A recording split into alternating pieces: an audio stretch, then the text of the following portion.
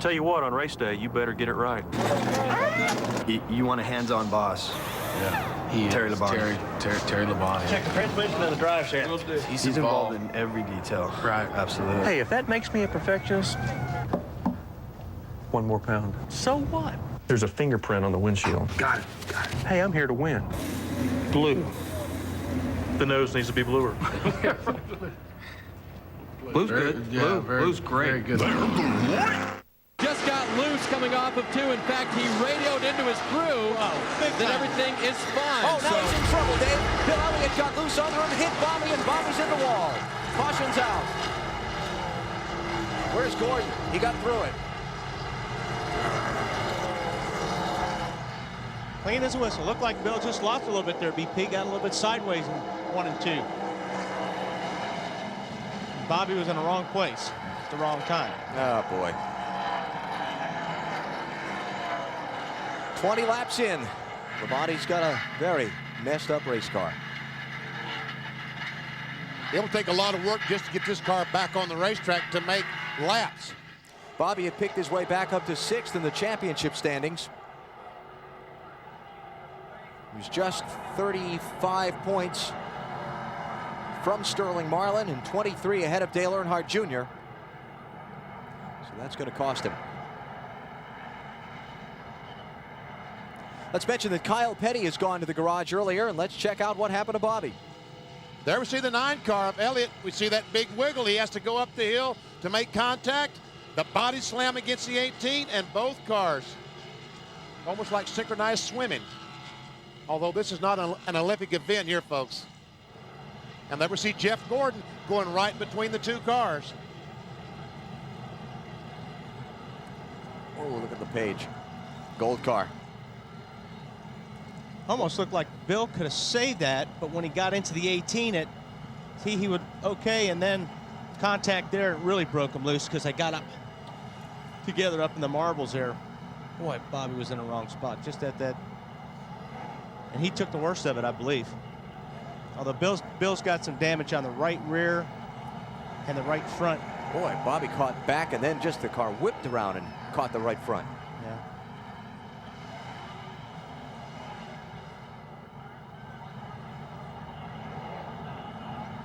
All right, Kenny Wallace in the Pennzoil Chevrolet sees all that, and he says, thank goodness it happened right in front of me. Listen to this, folks. Just listen.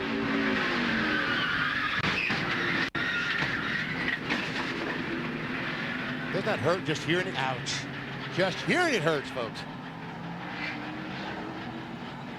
Let's go to Marty Snyder.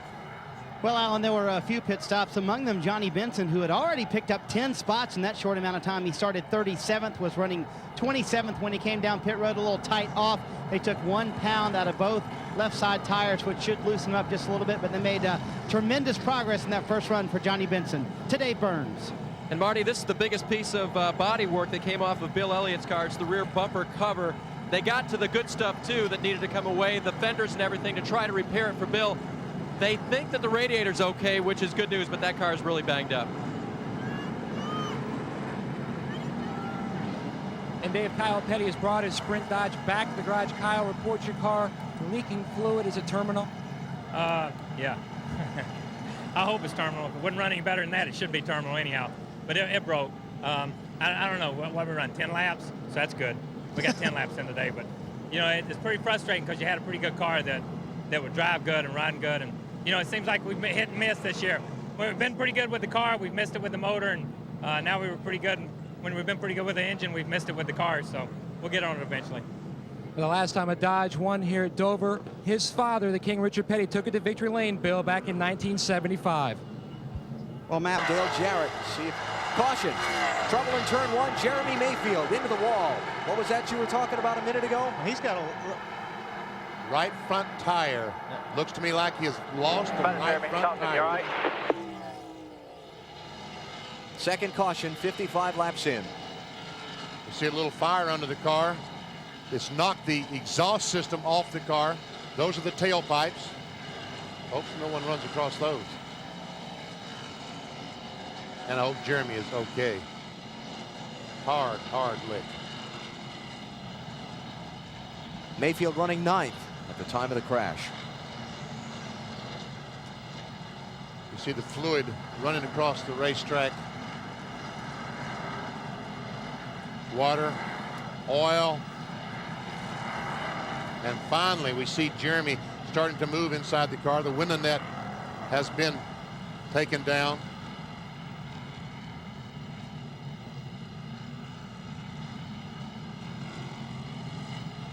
Yeah, that's a good sign there. There aren't many easy hits here at Dover. No, no, no. Championship leader Jeff Gordon. Oh, trouble. Brett Bodine. Folks, you saw a miracle. You absolutely saw a miracle. You saw a car spin at Dover and not hit the wall. How can you do that? We saw that yesterday at the Busch Race. I don't know how they can do that. I'm telling you, it's a miracle.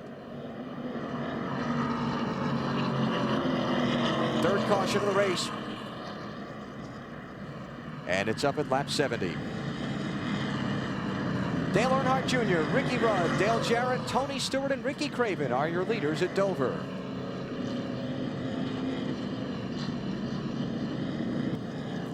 Back at Dover Downs International Speedway, under caution for the third time in the MBNA Cal Ripken Jr. 400. Brett Bodine with a little spin in turn 4. How did it start? Well, he may have got a little bit of help on that spin, but we'll take a look at it and see. Here we got Buckshot underneath. It looks like Buckshot gets into the left rear of Brett Bodine. Brett does everything he can to save it, and he does everything he can to keep it off the wall and does a good job doing that. I still don't understand how in the world he managed to spin, not get it, hit the wall, or get hit by another car. But he did it. He managed it. Another look at it. One more look. And there we see, I don't know, we first thought that maybe Buckshot Jones in the 44 got a little bit loose, and as they chased the car up the hill, kind of like Bill Elliott did, he caught the left rear of Brett Bodine's car. From that angle, inconclusive. Matt Yoakum has an update on Jeremy Mayfield for us. Matt. Alan, Jeremy Mayfield can attest that any hit at Dover is a hard one. After he walked into the infield media care center. Oh, more contact. And more contact, and Jeff Gordon almost gets knocked in the wall. Damage to the left front fender on Gordon's car. Like we talked about earlier, these are the bullets that he has to dodge, but we just didn't expect to see that far up front. There's considerable amount of damage on that left front right there. See, right? Yes, and you know, that 24 car, he was so good at Charlotte in the Coke 600. He had damage to the front fender, and it ruined his day. See if we can see what happened here exactly. Coming off the corner, we see Hornaday get loose. He backs off the gas, so Craven gets a run. They go down in the corner, and Hornaday comes down the hill. Here, Craven and Hornaday makes contact. And there we see Jeff Gordon getting in the right rear of Ricky Craven with that left front fender. Here you go on board, a little bit tough to see if he can see.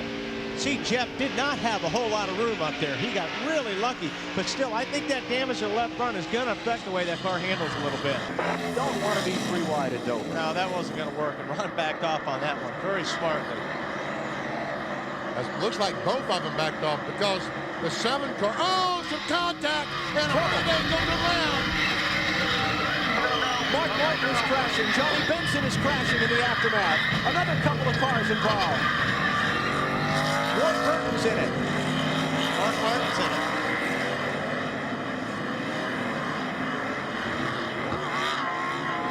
Fifth caution.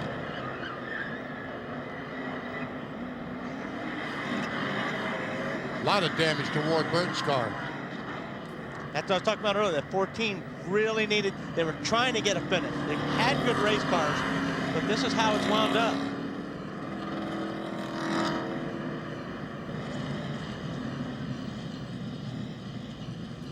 Jeff Gordon racing Ron Hornaday.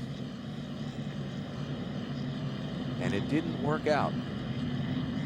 Now he had damage to the left front fender. I wonder if he has damage to the right front fender, or where he made contact with Hornaday. I don't see too many marks up there, VP.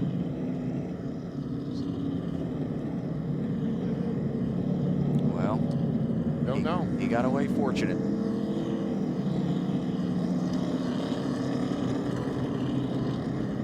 We'll check out the replays as Ron Hornaday tries to fire his car up when we come back to Dover after this.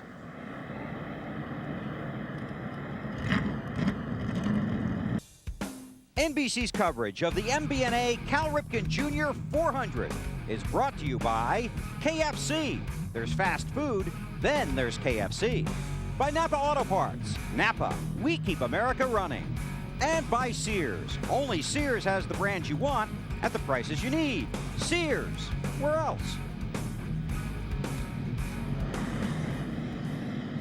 Cleaning up down inside of turn 1. Ward Burton has climbed from that mangled Dodge and walked away. Ron Hornaday has driven his car from the accident scene. Here's what happened. Well, it looks to me like 24 car got in the left rear quarter of the 14 car and just got a little bit sideways getting off the corner, BP. Yep. And somehow Jeff Gordon, as we see Ward Burton just run into the 14 car and destroy the front end of the 22 Caterpillar Dodge. All right, here we go. The Army helicopter will take us down into turn 3. We see Hornaday on the outside, Jeff Gordon on the inside. And watch as he come off turn 4. Right. Just a touch. That way you really couldn't tell it. And I thought that Todd Bodine from the other angle was closer to Jeff Gordon than he really was. Take one more look here. That's a tough angle too. Like Gordon's car, the nose just kind of slid when he came up off the corner. Which is what happens here at Dover. I mean, these cars just jump off the bottom of the racetrack, getting up against the wall. And you know, Ron Hornaday still has not hit anything until the 22 car comes along and runs in the back of him. He had not hit anything. Yeah. Is that Jeff Burton that just squeaked through down on the apron? Yeah. Apron in the grass. Just about. There's a good shot of the contact there. And Hornaday spins down, does not hit the outside wall, which I first thought he did. There's Ward trying to sneak down the bottom and just had nowhere to go. And like you said earlier, it's a problem here at Dover. You can't get away from the race. The crash, I mean.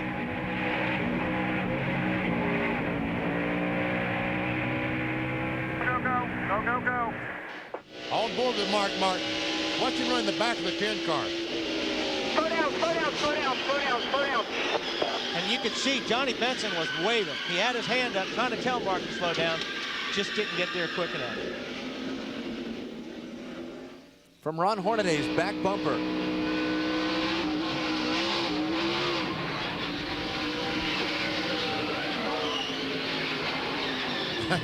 Hornaday didn't know whether to hit the gas or hit the brakes. Oh. I never Jeff Burton come flashing by. Let's go to Matt Yoakum. A wild mess in the front stretch. Johnny Benson, what took place from your vantage point? Well, I saw somebody sputting a 14 car out. I thought everything was going to be really good. I mean, everybody's waving their hands, getting slowed down, and I got hit from behind, and probably didn't have nowhere to go. You know, I mean, everybody got slowed up and spun. I thought, man, if I keep it off the inside wall, I'm going to be great. But then I got the outside wall, and it just bent the lower A-frame. Just takes forever to change it. So we'll get it done, get the Valvoline Pontiac back out on track. James Anson, Gary Putnam, and the Valvoline guys are busy at work behind us trying to save points because they are 10th in points. Bill?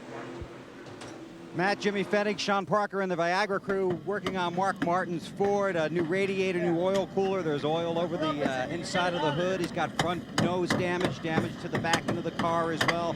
Mark still sits in the car, helmet on, and window net up. And one reason for that is this has been an unbelievably frustrating season for these guys. Just cannot seem to get it to go. So another disappointing day in the frustrating year for Mark Martin, a long time here behind pit road, fixing the Viagra Ford. Benson, Martin, Ward Burton, and Ron Hornaday, the four who have gone to the garage with damage from this accident. And you know, this is the third time today that Jeff Gordon has been involved in an incident or just missed an incident. Back at lap 21 when Bobby Labonte and Bill Elliott crashed off turn 2. He sliced his way through the middle of that one. At lap 79, he made contact with Ricky Craven up in turn 4, was racing for 8th spot, got that damage fixed. Now at lap 129 into Hornaday, bringing out this caution. Let's watch from Mark's point of view. And this is what you look for the guy in front of you if there's something happening. If you look in the window, see Johnny? Slow down. Johnny was waving his hand, slow down. But Mark just didn't see him fast enough and got in the back of the 10 car. And there's so little protection for the radiator up in the front of the car.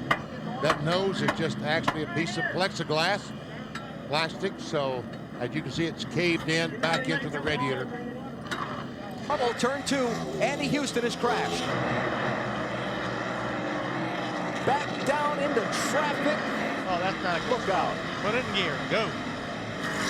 Caution's out. Looks like his tires are up on the right side anyway. 6th time the yellow flag waves today. Not only is Rodney Wise, who's from Dover, up on the starter stand for NASCAR, this young man has been here for about as long as I've been coming to Dover. Stands right there below the starter stand for every practice, every car in qualifying, every lap of both races, and does a fine job of flagging the race. And let's take a look at why he's waving his yellow flag now. Andy Houston goes in the corner. I think he got just a little bit too high. He was trying to ride that cushion, that just trying to get the most grip he possibly could. I think he got just a little bit too high. Got in the sand and around he went. Jeff Gordon? No, don't tell me you missed another one. Center front. Sure did. Caution down. He started 27th. He is running 16th right now. And remember, this is he spun out, Marty. Just as you talked about him, he spun out and crashed in turn 2. Well, as he was doing that, Slugger Labby, his crew chief, was talking to him on the radio. This was just his second race with Slugger as a crew chief. And the crew did not know it. Slugger was talking to him on the radio as he was spinning out. And the crew did not know until just now that Michael Waltrip was into the wall. But they had a great run going, guys. Can you believe? I cannot believe it. Leaders back to the caution. Joe Nemechek will get a lap back. And he might have been the fastest car on the racetrack that last 25, 30 laps. Talking about Joe Nemechek, the 33 car. Kenny Wallace did not. Michael spin again down there inside turn 3 into the grass, trying to get it back around to pit road. I can't believe it. It was similar to Andy Houston. Yes. While we were looking at it, let's see if we can see what happens here. Here you see Michael just gets up high and he just gets that. Looks like he gets that right rear and that slippery stuff up there and gets her sideways. Evidently, there's grip right next to the loose stuff, and they're all going up there. Dale Jarrett's been running up there so high, trying to find some grip. Because his tires are up on the right side. Air pressures are up, so he just got in the slippery part. Oh, and Blaney almost in the back of the 92 car. Listen to this.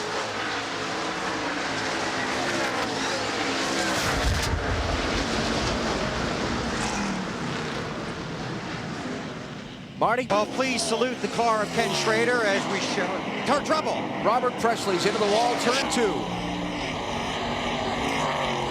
You know, he really didn't have a lot of damage in the rear of the car until he goes down and the bank of the Speedway carries him to the inside and he hits the inside wall. 8th caution of the race, and we're just past halfway. Kenny Wallace going to get one of his 2 laps back from Ricky Rudd.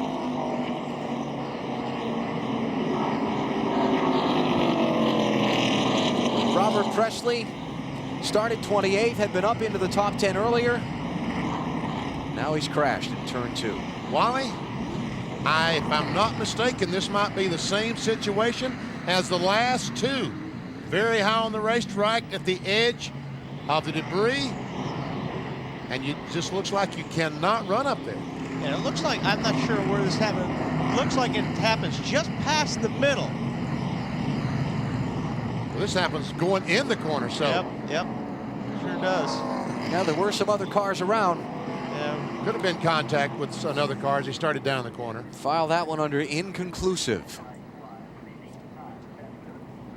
And the radiator is broken in the car as he was trying to get the car unstuck out of the grass. I saw a lot of water under the car. Leaders pitted at 2:01. Let's check in on Joe Nemechek. Benny, you talked about him. Trouble. There's Hey, is that the result of not changing tires, you think? Well, take a look at that right front tire. Dave Blaney running fourth. Into the wall, caution's out. Matt? Well, Alan, you sure could hear it go by. It sounded like he cut down a tire. And also an update on the 33. They have been loose all day. Andy Petrie says they continue to adjust, and it just doesn't get any better. Well, you bet that got every crew chief's attention. Yeah, well, I mean, you know, you come in, you get tires here at Dover because this place is so hard on the right front tire. So the great run from the 42nd starting spot up to fourth ends against the turn one wall for Dave Blaney. Let's go back and take a look at what happened. Yeah, if you watch him go down turn one, right there, the right front tire blows, and this is what happens. And he's so lucky that it happened on the straightaway rather than about the time he got to the bottom of the racetrack. And Jeff Gordon, once again, is right behind it. I'd be nervous if I was anyone else that saw the 24 car around me today. A lot of damage on Blaney's car. Now we'll see how many guys take just two now. Leaders on it. They had to put 4 tires on. Oh, we got a prize. The leader, Ricky Rudd, goes around. He hasn't hit anything yet. But Rusty Wallace goes by, gets a lap back home. Oh, what we got? Oh, what we got? Go ahead. Hustle, hustle. Wow. Caution is out. I pulled up here, Roots. Dig, dig, dig. Don't get us more spots than half, dude. Can you believe? No, I can't. 54 laps to go. Ricky Rudd spins out.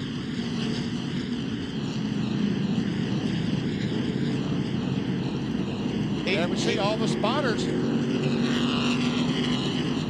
He was trying to get around the two. I don't know how close they were. We didn't get to see it yet. What's it look like, BP? Any evidence? No, but I do know he has remained in the lead lap. Pit road was closed this time by. Pace car hasn't picked up the field yet. That's kind of a break for Rudd. He gets to catch back up before they start coming in. Ricky's got plenty of time. He's still in good shape right now. He's back in 7th place. And another guy that didn't hit anything. How are they doing I don't know. Man, these guys are really good. These guys are really good to spin and not hit anything. I used to hit the wall hard, so hard here, I thought I was Benny Parsons when I woke up. Thank goodness it didn't look like it. So now the challenge out for Rudd's crew. Track position. Let's see if we can tell what might have happened to Ricky Rudd. I don't think this is the incident there. The lap before, Rudd trying to put a lap on Rusty. Bounce a little bit there. And we see Jarrett's right on the back bumper. Did Rusty hit him? Yeah, Rusty got into I believe the Rusty back got of in the him. Wow. Remember Bristol when they traded shots at the last lap and after the checkered flag? How about that? Marty? Jerry Nadeau is in, running third, tight off of the corner. He was the fastest car on the track for much of that last run. Half pound in the right rear and 4 tires. This looks like a very fast stop so far. They drop the jack. He heads on the track to Bill Weber.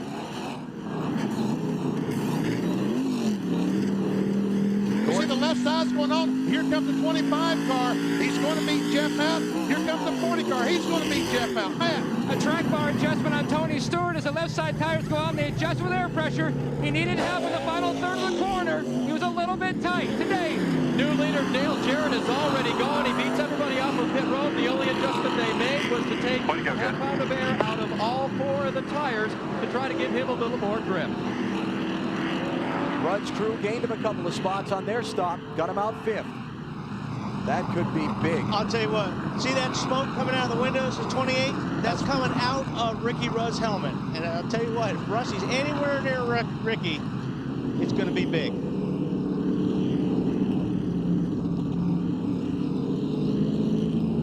Ricky Rudd leading this thing. I don't know what he was. What? It looked like he had a gasket. There, once again, there's a 28 car. And I think all of a sudden Rusty closed up much more on the 28 car than he thought he would, because it looked like he started to try to avoid him just about the time he touched him. What a great piece of driving here by Ricky. Watch the brakes. Lock, unlock, steering, lock, unlock. And everybody else, too, by not hitting. He almost backed out in front of those cars. That would have been big. Another look at it. I don't know. He hit him. He looked like he was on the gas to me. He hit him. Little payback. Maybe thought Ricky roughed him up coming down the front stretch trying to lap him the time before. Well. Not over yet. Because remember what the 29 and the 28 at Richmond. Remember I talked about Bristol a minute ago with Rusty and Ricky? Let's go back and take a look at that. This was on the final lap of the night race, the Sharpie 500 there. Racing for 4th position. Excuse me, I want to come through. Here we go. Here's what we're talking about. This is the last lap. You ever see Rudd gets to the back of Rusty, goes, takes that spot away.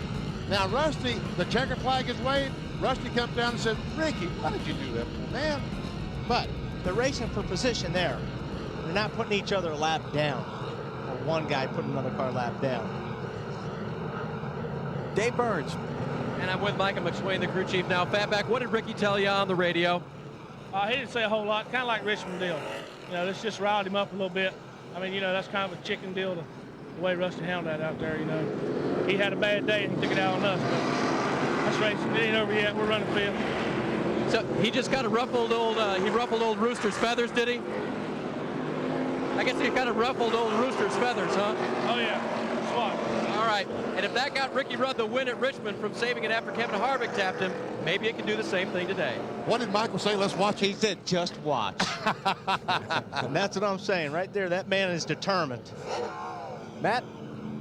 Well, I just spoke to Robin Pemberton, Rusty Wallace's crew chief. He said that Rusty said nothing about the incident on the radio, whether it was Arrow or whether he accidentally got into him. But nonetheless, interesting incident. Sure is. Liven things up. 54 to go. Ricky Rudd goes from the lead to 7th, picks up a couple of spots on the pit stop. And his crew chief, Tony Furr, they're telling him that he is faster than Dale Earnhardt Jr. and there's trouble out on the racetrack. Dale Jarrett spun around, backstretch. Contact with Tony Stewart. Caution is out for the 11th time in the race. These guys are going to feel like nobody likes them after Man, today. they're having a hard time. Come on around here, Spencer.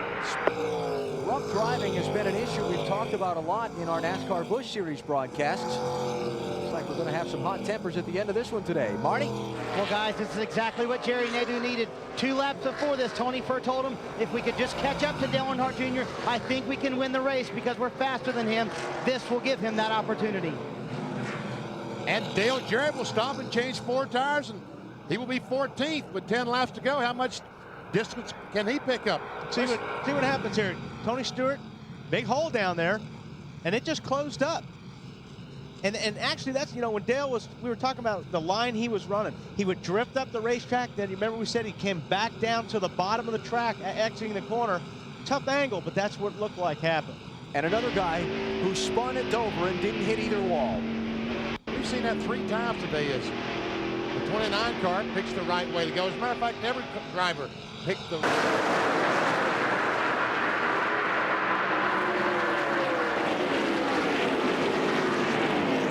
Oh, trouble, turn 1. Casey Atwood spins. Ricky Craven has spun. Andretti damaged, yellow-nosed car. Benny, you talked about it at the very beginning of our pre-race show. The race was going to be the race to get to the bottom in turn 1 on lap 1.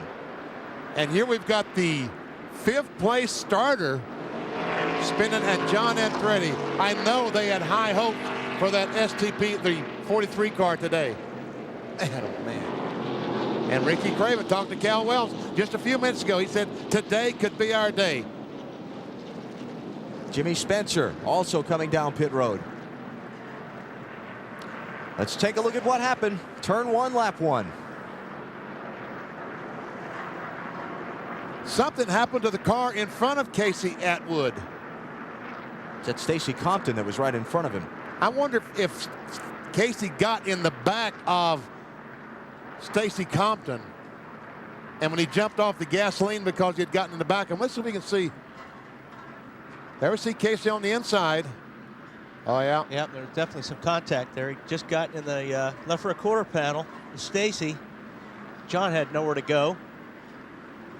Stacy thought Casey'd give him room and went for the bottom of the track. Yes. In the drivers' meeting, Johnny Benson watches this and somehow gets by before the 19 car of Casey Atwood backs up the racetrack. Oh. It's on board John Andretti's car.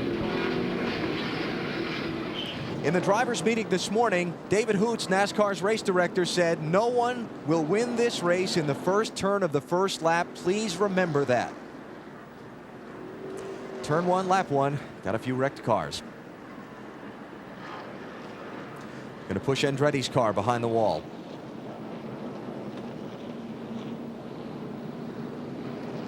Craven and Spencer have both been on and off pit road once already. They're coming back to pit road again.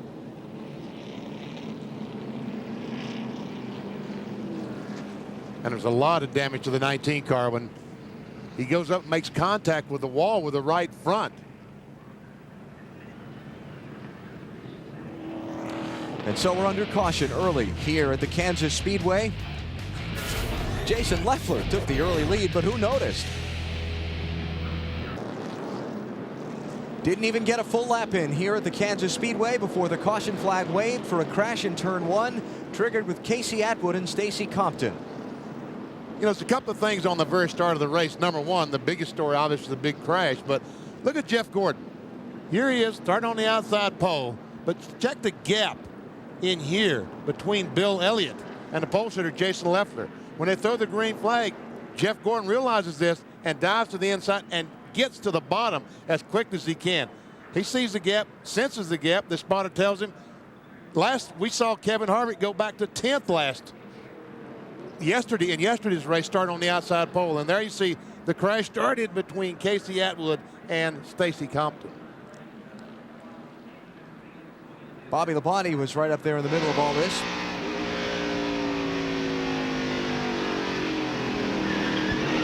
Wow, that was close. Jimmy Spencer on pit road. Marty? And this would be the third trip down pit road for Jimmy Spencer, Allen, this time just right side tires. You can see the left side damage, however. They fixed that on the last trip down. Spencer came on the radio after the incident, apologized. He said he got into Ricky Craven. That's the reason Craven went spinning. The damage actually very minimal for Jimmy Spencer. It's only cosmetic. The chassis is fine. The brakes are fine. To Matt Yoakum. Significant damage on the 32 car. Ricky Craven, he's also on pit road for the third time. His biggest problem is knocked the left rear corner of the spoiler down about 4.5 to 5 inches. They've had to use bungee cord and tape to try to keep the sheet metal in place because he's obviously knocked away the fender braces. Alan? Craven back out, staying on the lead lap. John Andretti's car has gone to the garage. They have towed Casey Atwood's machine back into the garage also. Let's go on board with Rusty Waltz. He's right behind Ricky Craven. Watch. Funny, Ricky Craven stops. He sees the accident. The spotter warns him. He stops. And Rusty Waltz had no other choice except running the backup. And then when Craven came back up the banking is when he and Jimmy Spencer collided. First turn, first lap. Everybody was worried about it, and obviously rightly so. It happened. Yep. So we're less than a lap from the restart now. Jason Leffler's out in front. Jeff Gordon is second. Bill Elliott third. Stacy Compton hung on to his race car and hung on to fourth position. And then you've got, rounding out the top 5, Johnny Benson. Take one more look at it. You know, you can see right there these two guys we want to look at. Casey's all the way down at the bottom, and Stacy just thought he had a lane open. He started moving down on Casey, and unfortunately Casey got the short end of the stick, and so did John and a lot of other cars. John Andretti in the 43 car you were talking. In trouble on the backstretch. Buckshot Jones.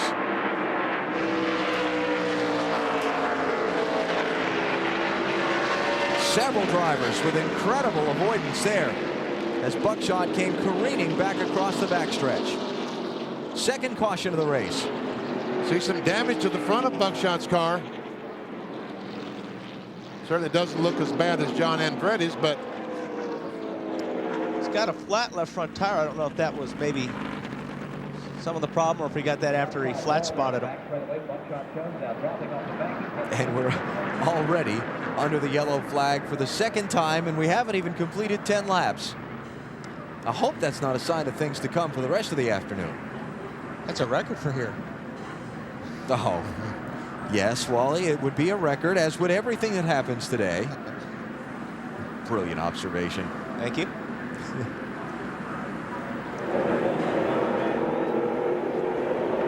Let's take a look at what happened to Buckshot Jones off turn 2. That's put the yellow flag out again. There again, looked like he may have got a little bit of help there as well. It's Sterling Marlin, who was right behind him. And watch as his car comes across the track out of that cloud.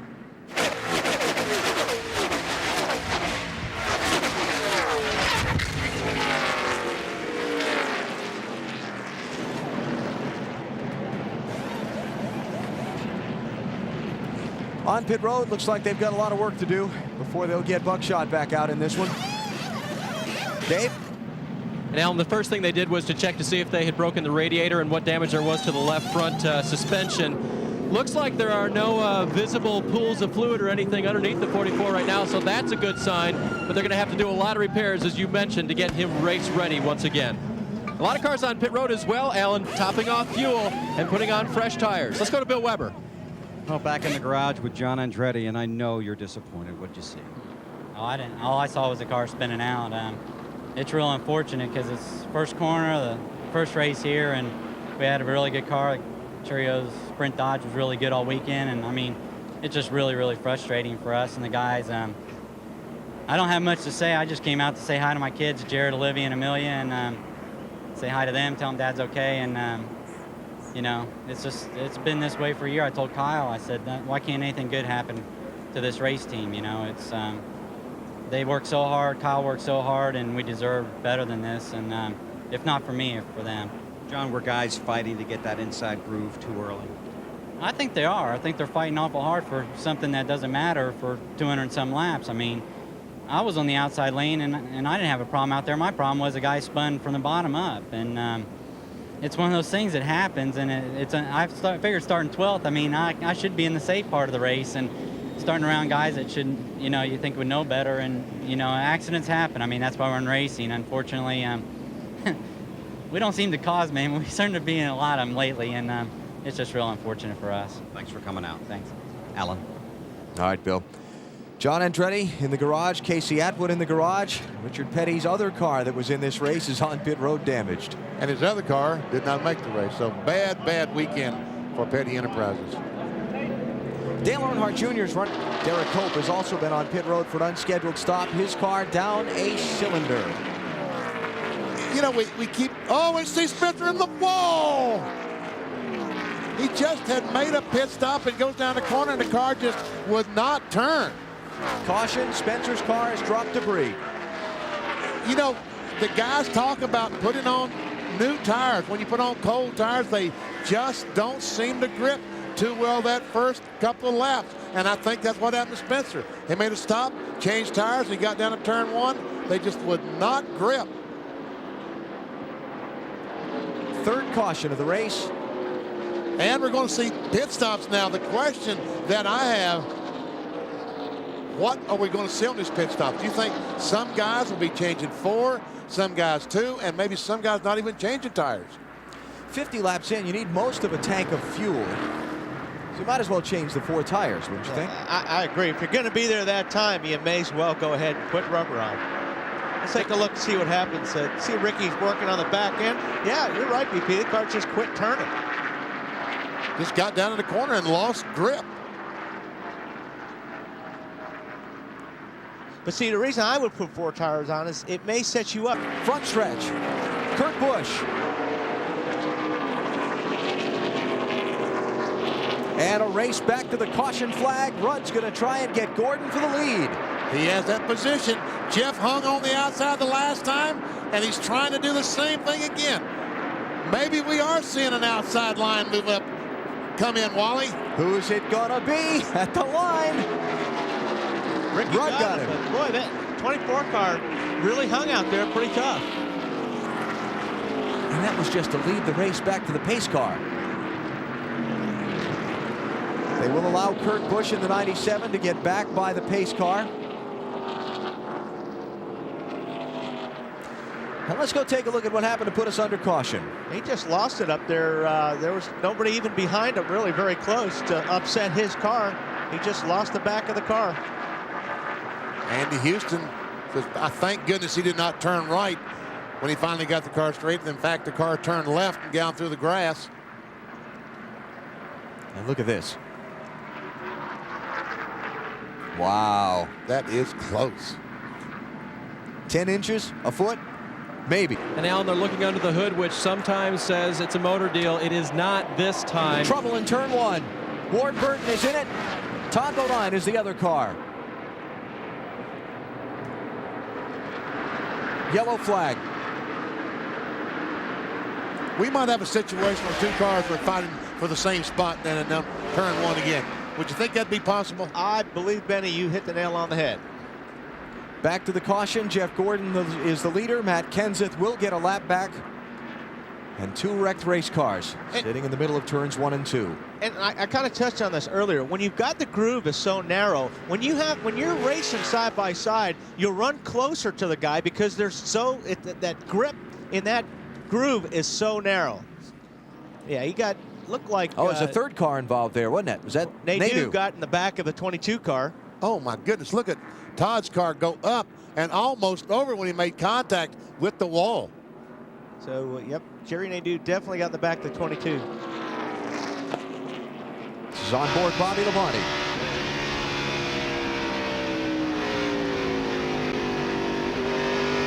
That's twice today that Bobby Labonte said, that was close. Good to see Todd Bodine out of his car. Yeah. That was a hard crash. Taking off his heat shields, off his heels. The floorboard on these cars are just extremely hot, so they wear little asbestos heat shields.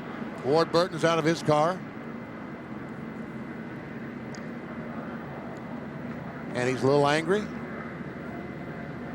Can you blame him? Not really. He wants to go out and wave to the cars when they go by, I'm sure.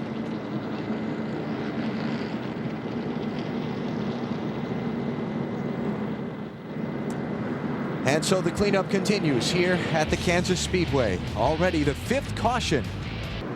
Sprint PCS presents NASCAR Winston Cup Racing from Kansas City. 75,000, filling every seat in the house for the inaugural event at the $224 million Kansas Speedway. We're under caution for the 5th time in the race after Todd Bodine and Ward Burton crashed up in turn 1 because...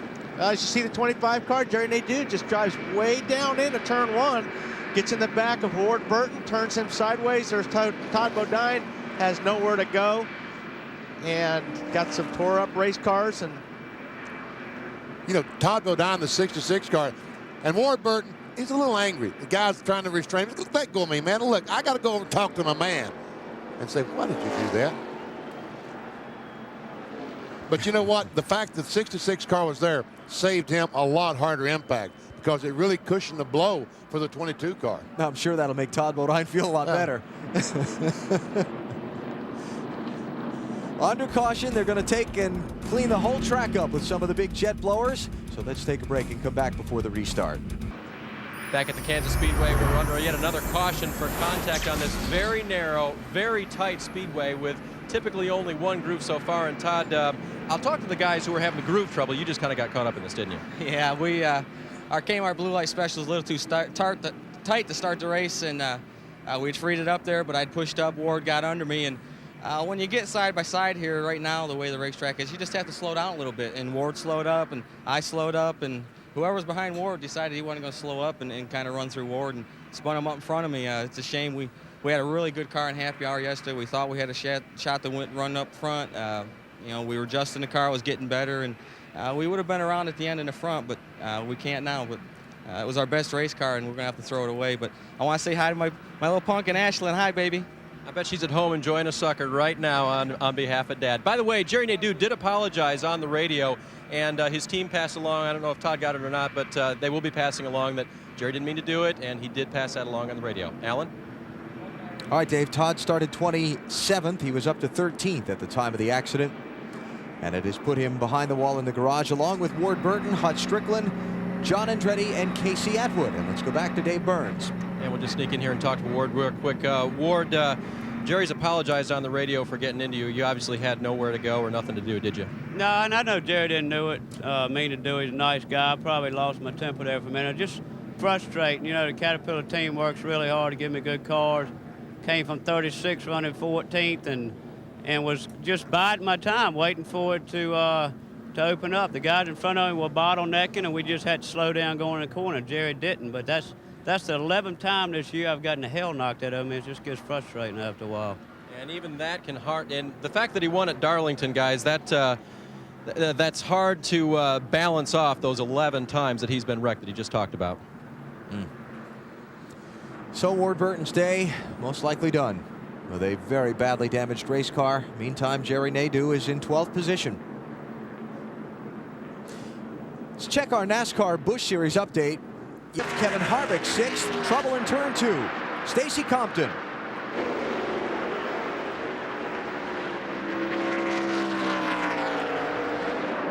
Yellow's out. Once again. At some point in time, these cars have got to stop again. You think this is the time, Wally? Well, they stopped at what, 53, 54, somewhere around there. 51. 51, 30 laps. That's about a half a run. I think I would. Think you would? I think I would. Stacy Compton in the 92 started today in 4th place. Team needing a sponsor for next year. They had high hopes for today. Marty? Well, that is the debate right now with the leader, Rusty Wallace, and his crew chief, Robin Pemberton, whether to pit or not. Robin just told Rusty, let's just stay right where we're at. Rusty came back and joked, I think the pace car is going to have to get fuel before halfway in this race. Maybe so. All right, let's see. They're going to stay out there. One of these sessions, there's not going to be a caution flag, and these cars are going to run a long green flag run. But I believe, I'd be surprised if some of these guys don't come down pit lane. If I was 10th, 12th, 13th, I'd come in. If you're the leader? Well, we see the leaders going by. Here comes Nemechek, although he is a lap down. Here's another car that's a lap down. Jeff Burton is the first car, 10th place car. Here he comes. And you're right, a lot of cars decided they would give up that track position because it may go for 100 laps. Dave Burns. Jeff Burton's car rolls to a stop right behind him. Matt Kenseth is going to take fuel only and no adjustment. As for Burton, he's going to change 4 tires and then get back on the track. So Kenseth is in and out of here real quick. Burton stays, gets his 4 tires, and now he's gone. 83 laps complete. A quarter of them have been run behind the pace car so far here at Kansas City. Coming to the green flag, a quick look at what put us under caution. And see, Stacy's kind of in the middle of everything right there, and it looks like his car just breaks loose, and it looked like his car has been loose since the start of this race. Michael Waltrip was right there behind him, but I don't believe there's any contact made. What do you think, BP? It didn't look like there was. Remember, Stacy Compton, the last pit stop. 9 laps on 1 set of tires if he goes to the finish from when he did take fresh rubber. Oh, trouble. we see Blaney around, and somehow the 4 car goes just below him. And Michael Waltrip also into the wall behind him.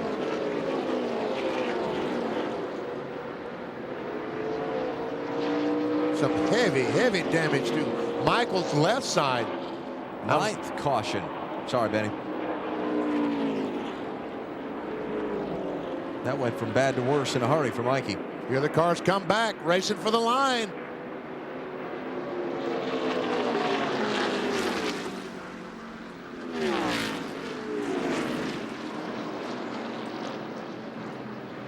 Michael Waltrip starting to unbuckle. His day ending against the turn 4 wall while the field is gathered up by the pace car. Let's hear from the man who was running second till shortly ago. Bill? And that would be Johnny Benson. You had a great run going, but you had the hint there might be a problem. Well, no, we didn't. I mean, at first I thought I smelled a little bit of oil about 10 laps before that, but I thought maybe it's coming off rusty. I was hoping. But then it just went away. Just did that just for a little bit, which is sometimes normal during the race. But Valvoline Pontiac was really good, and like I say, we're just doing a great job. The guys doing a tremendous job, and man, just getting that close and kind of hoping to win one here in James' hometown. And you had a strong piece, didn't you? We did. I mean, we had room to make it a little bit better. We've been working on it as the race gets going, and thought we were going to make some big money for Big Brothers, Big Sisters of America, plus the race team. But it wasn't meant to be. Hendrick's building us great engines all year long. Ain't going to complain at all. Like I say, every once in a while you have a little failure, and that's fine. I'm glad we're running good. I mean, that's fine. So I got real good thanks to them, and everybody on this race team been doing a tremendous job. See you in Charlotte. All right, thanks. Johnny Benson. Leaders are staying on the racetrack as Michael Waltrip extricates himself from his battered Chevy. Let's see if we could, what in the world might have happened in this incident. We're on board with Tony Stewart, and it's 3 or 4 cars up in front. He just lost it. This car just jumped out from under him. Now that was the Blaney automobile. Now what might have happened to Michael Waltrip, I'm not sure. But we know he's going to spin around and hit the wall hard with the left side.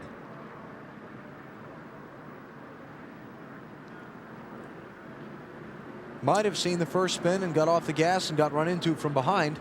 That would be a good possibility.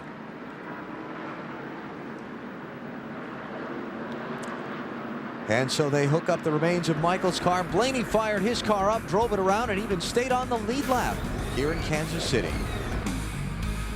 Oh, we got a car. Is that Junior? Has hit the wall hard. From 4th place. You're all right, Junior? Caution's out.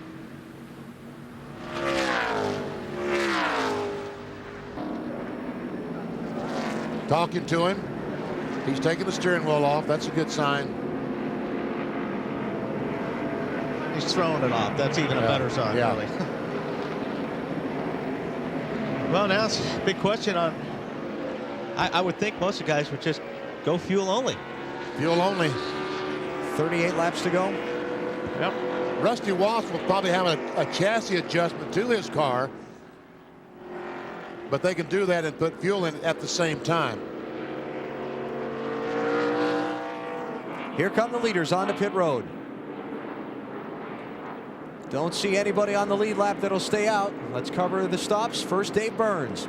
Even though Jerry Nadeau said my left front tire isn't doing much, they are only going to take 2 tires and fuel. Tony First said, don't wait on anything. They will take the tires now. Don't leave the catch can in, Bill. Sterling Marlin gambled and won at Michigan. Gambling here, fuel only. Marty? Rusty Wallace is already away. Bill Weber, 2 right side tires, a pound in the right rear to Matt Yoakum. 2 tires for Jeff Gordon. He's down and away.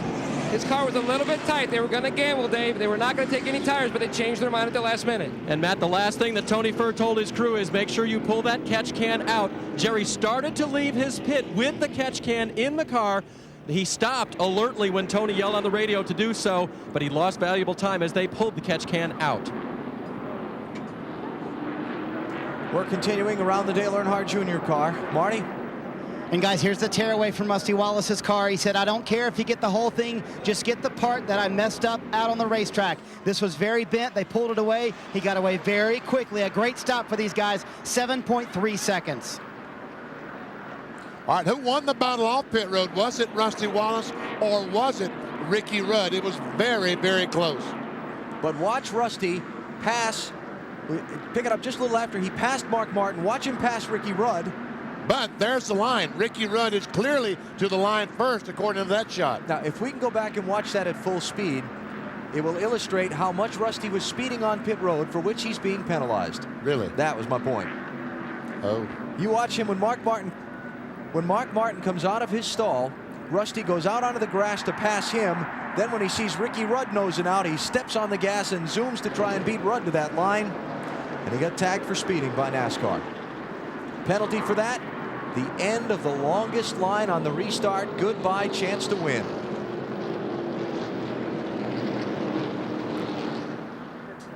Let's check some replays. First, what happened to Dale Earnhardt Jr.? Well, it's hard to tell. He's already in the wall. Let's go on board. We see the fire coming out from the back of the 8 car once again. On board, listen to this.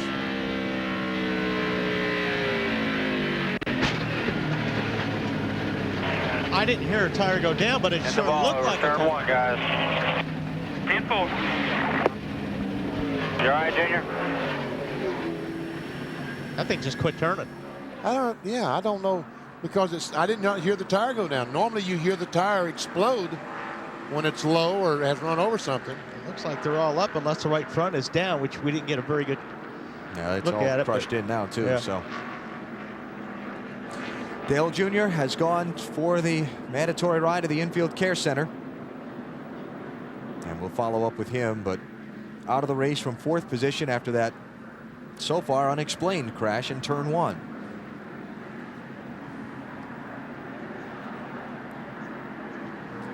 Rusty Wallace back on pit road.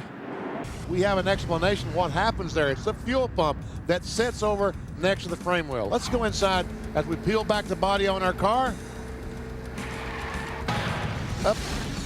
There you see the fuel pump. And there you see the lines going to the fuel pump. And there's the frame rail. Right behind it, you see the headers. The frame rail, when it hit the wall, goes in, breaks those lines off the fuel pump. The gasoline sprays back on those red hot headers, and that's where that brief fire. 29. Oh, car in the wall, headed down to turn 1. Oh, that was. How in the world? Matt Kenseth. He hit the outside wall coming through the trioval and rocketed back across through traffic. How did nobody hit him? I don't understand that. Oh my goodness! Now that really looks like Skinner's car. He came from the bottom of the racetrack at the start-finish line up to the outside wall, halfway between the stripe in turn 1, then right back across through traffic. And that you would think is definitely a blown right front tire on something like that, for him to shoot up the track like that. Well, let's take a look. Watch this.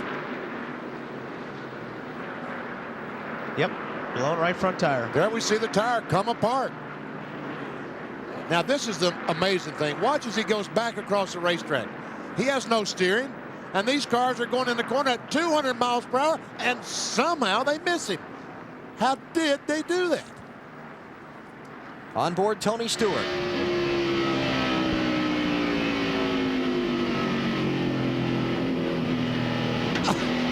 Did he touch him? Yeah, he did touch him. Yep. Could hear the thunk. Bill?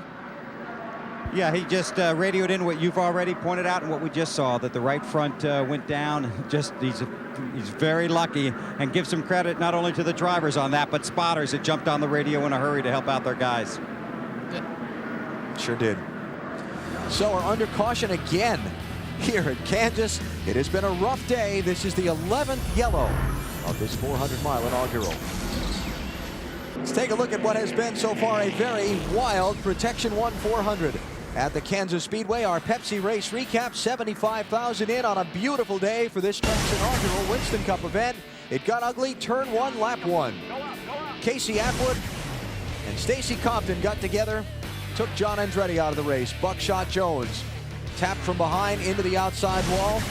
The cautions kept on coming. Lap number 60. Kurt Busch with a spin off of turn 4. Somehow got away with it.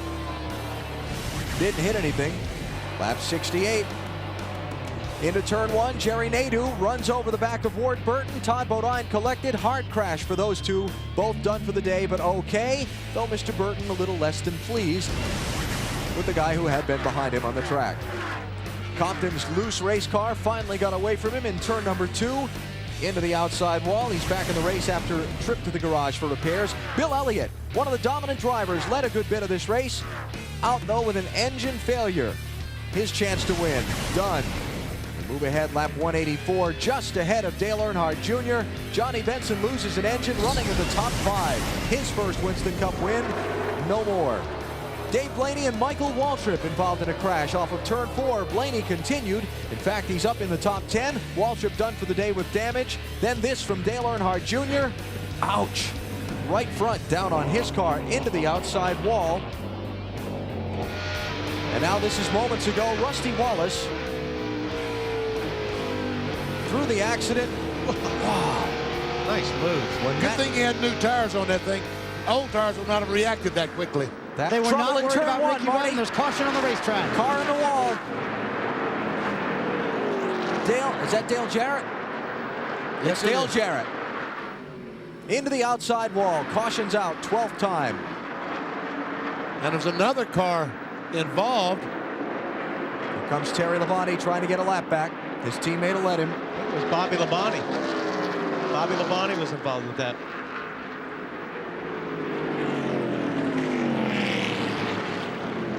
There it is.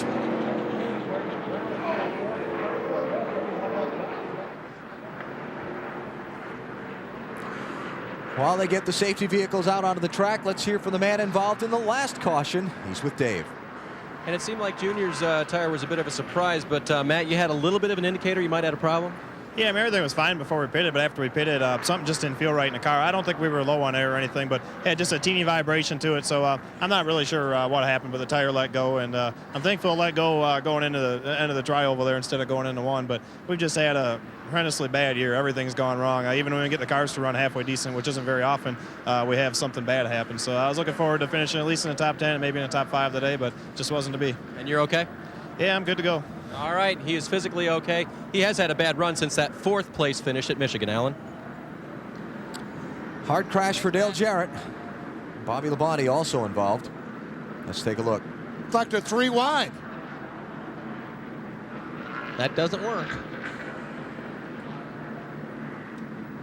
The 32 car of Ricky Craven had some damage from the wreck on lap 1, and he was on the bottom of the racetrack, and it looked like that Jarrett and Bobby Labonte were side by side and made contact going in the corner. Let's see.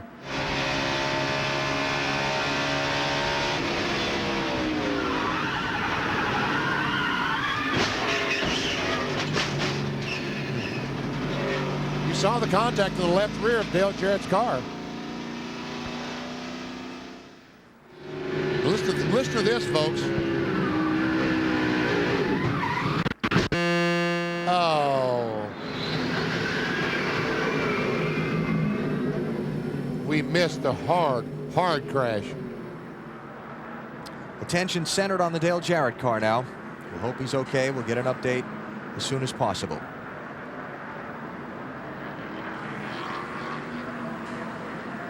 "19 laps to go. Jeff Gordon is the leader here at Kansas. You're watching NASCAR on NBC. Working around Dale Jarrett's car down in the middle of turns 1 and 2 here at the Kansas Speedway. After the hard crash a minute ago, with he and Bobby Labonte up in the corner.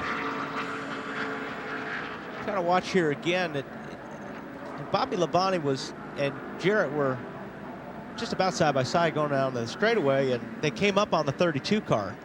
And by the end car, it looked like the 88 wanted to get down and thought he was clear of the 18. And the 18 was right there, and it hung up on Bobby's right front fender, and that's what turned the 88 car. And it almost looks to me like, you know, maybe Bobby thought they would clear Ricky Craven before they got to the corner, and at the last second couldn't get out. There's Dale out of the car, and that's good news. That is terrific news.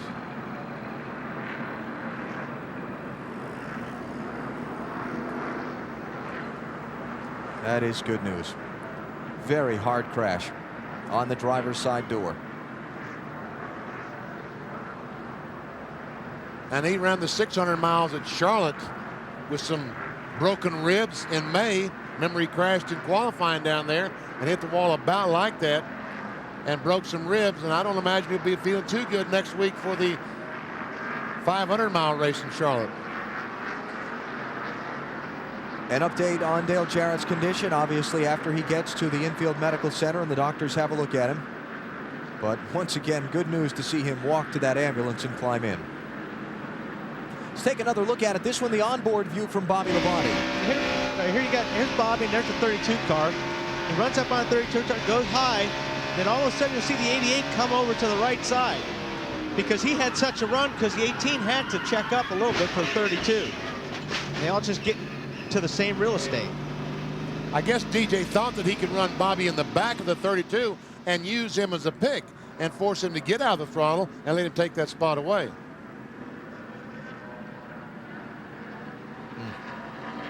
This has been a very rough race. This is the 12th caution of the day. The most caution periods we've had on a super speedway yet this year. Previous number was 11 at Darlington and Dover. We've had 62 of the 252 laps run so far today, been led by the pace car.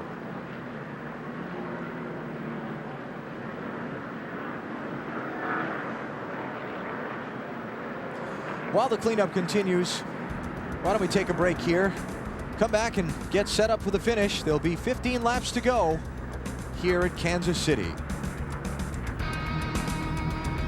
High ball. Ryan Newman passed. Oh, car on the wall hard. Two of them. Terry Labonte looked like he drove on. It's the pole sitter Jason Leffler who's up against the fence, and it was Terry Labonte who bounced off the wall exiting the tri-oval. Caution's out. They're racing back to the yellow flag. Doesn't look like Rudd's going to be able to get up and do anything with Gordon. Now on the restart, we will see a single file restart. Robbie Gordon gets a lap back. Well, we talked about a couple times today. Guys winning their first Bud Pole Award, not faring well in the race. Jason Leffler was going to beat that trend until there were 10 laps to go.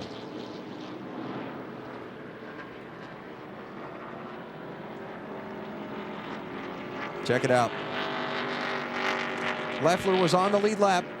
Now he's going to finish somewhere in the 30s. That's terrible. The best finish that anyone had of the four was 39th.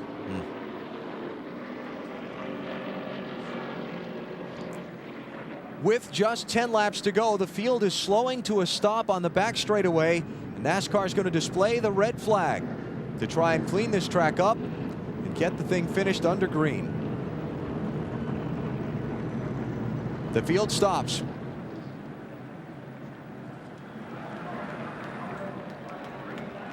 And as the fans in the grandstand understand what's going on, they approve. Here's what happened. You know, he lost a tire.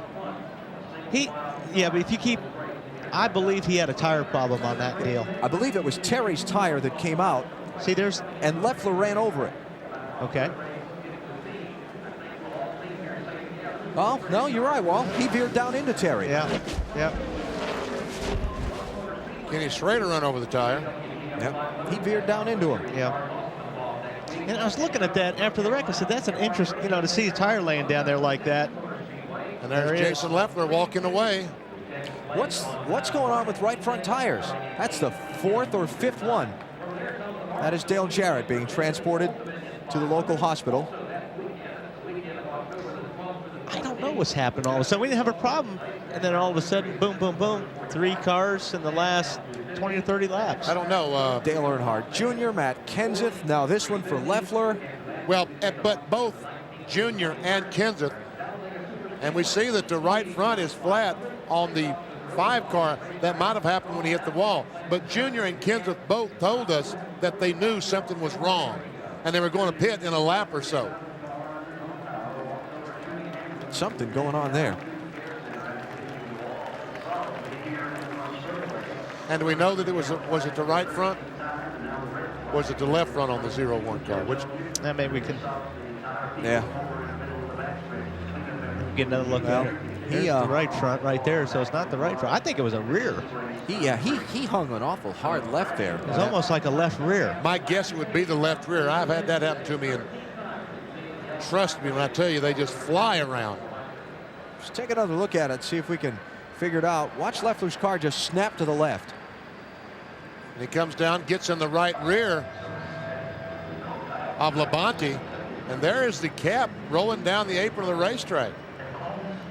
I think you're right. Well, I think it's the left rear. Yeah.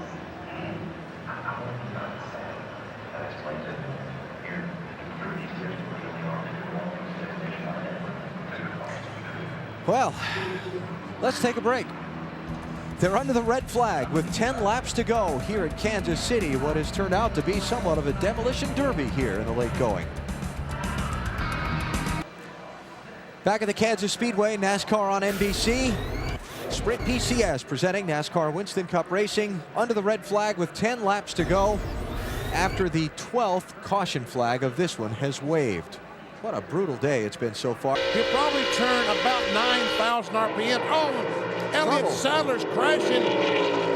Michael Waltrip barely misses him. That's over in turn 2. And the caution's out. Sadler already had a close call off of turn 4 a minute ago when he was involved in that big traffic jam around Kenny Wallace. Got away with that one when he had to jump on the brakes hard. This one is not so fortunate. I see some damage to the nose of his car, like he goes down in the corner and ran in the back of someone, and to try to avoid spinning those cars out, that car out, spun himself out. Elliott started back in 38th place.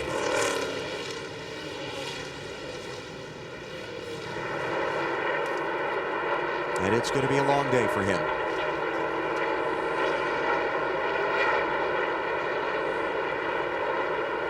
Safety workers there talking with Elliott.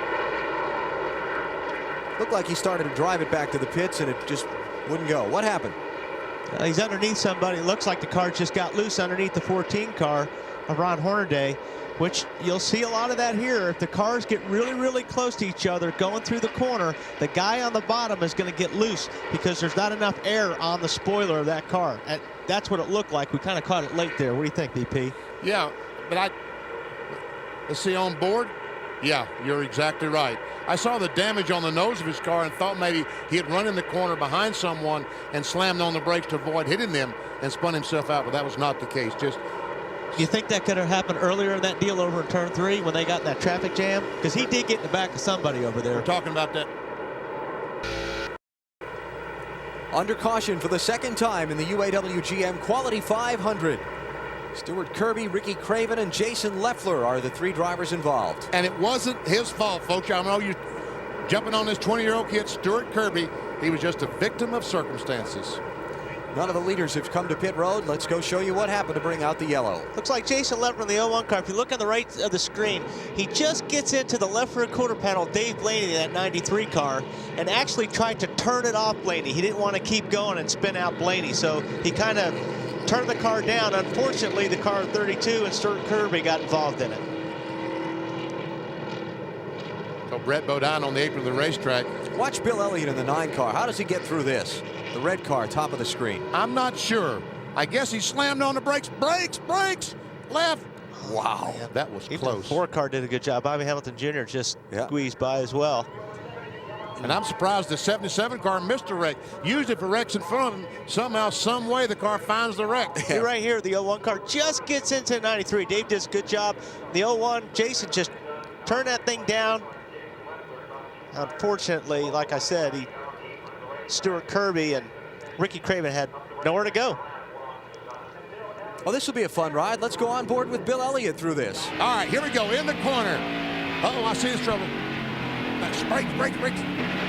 Oh, man, am I good or You did a good job. How'd you miss that, BP?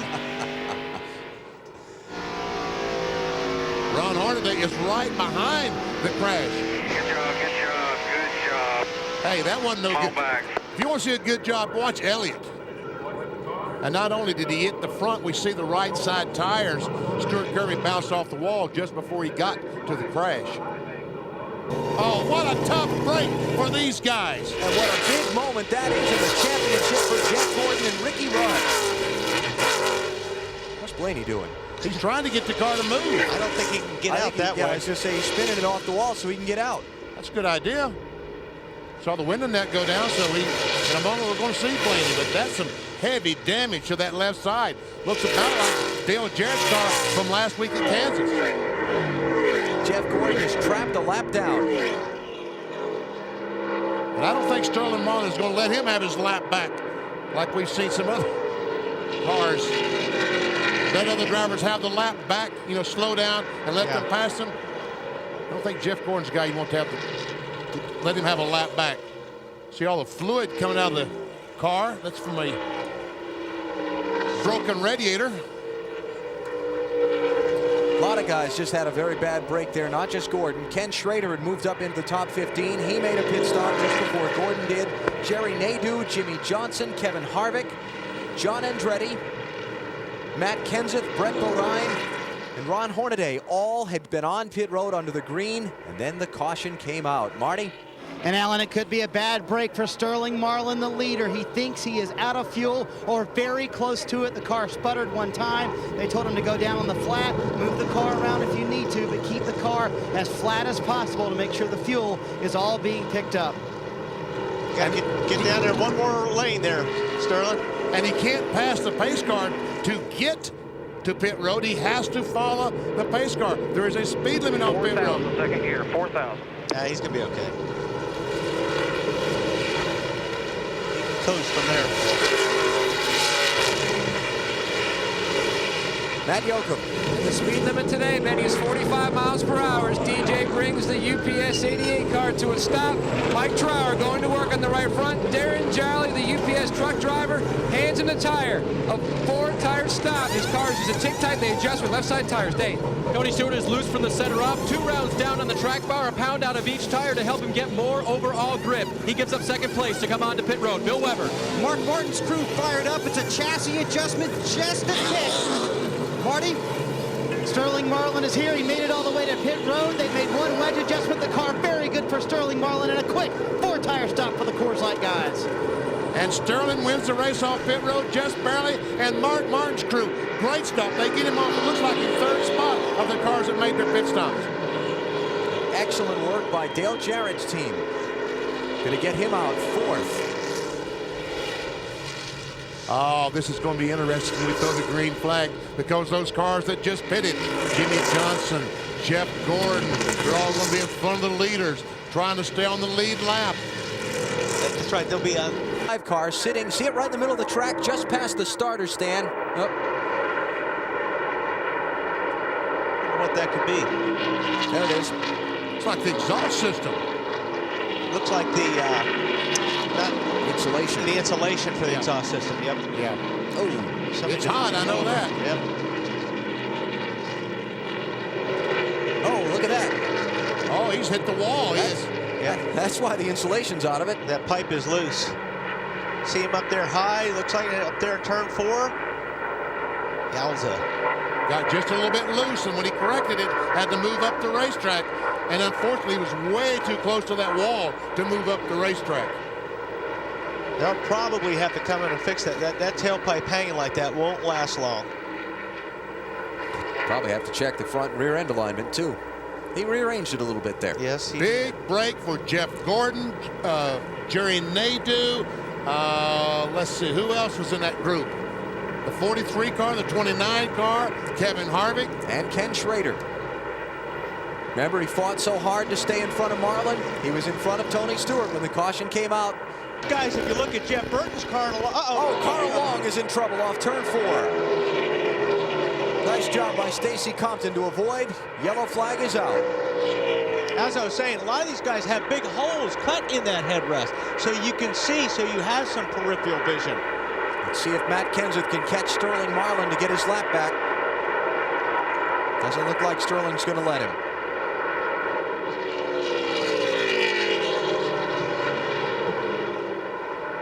And so Kenseth will remain trapped 1 lap down. 5th yellow flag of the race.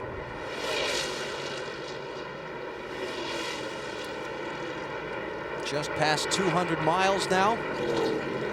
One thing about the caution flags today, they've been at regular intervals. Very convenient for pit stops, huh? Top right of the screen. He just got up there, and that loose stuff looks like. I tell you what, he fought that thing every inch of the way, didn't he? Yep, and he kept it off the wall too, which is a good thing. Norman Degree told me he just finished this car, and Carl Long almost had Norman Degree working on his car tomorrow morning, trying to fix it. Roxborough, North Carolina driver just trying to claw his way into the Winston Cup ranks. Looks like he turned that car to the right to avoid whoever that was in front of him. Almost looked like a de-wedged car. You could see the car really get upset there in that shot. And then once it starts to get loose, hang on, especially when you get in that slippery stuff. And when it does, it unloads the springs. It's kind of like a pogo stick up back. Got the air pressure they put in the tires. Crash off turn 4. Ryan Newman is in it. Jimmy Johnson. You got it. You're going to be fine. Just get it in gear. Keep it rolling. Keep it rolling. There's Johnson. Winston Cup debut. And is Ryan Newman's car stalled? Sure looks like a BP. Doesn't look like it's injured, just looks like it will not start, and he is going to get lapped. Gotta go. Starter won't engage. Starter will not engage.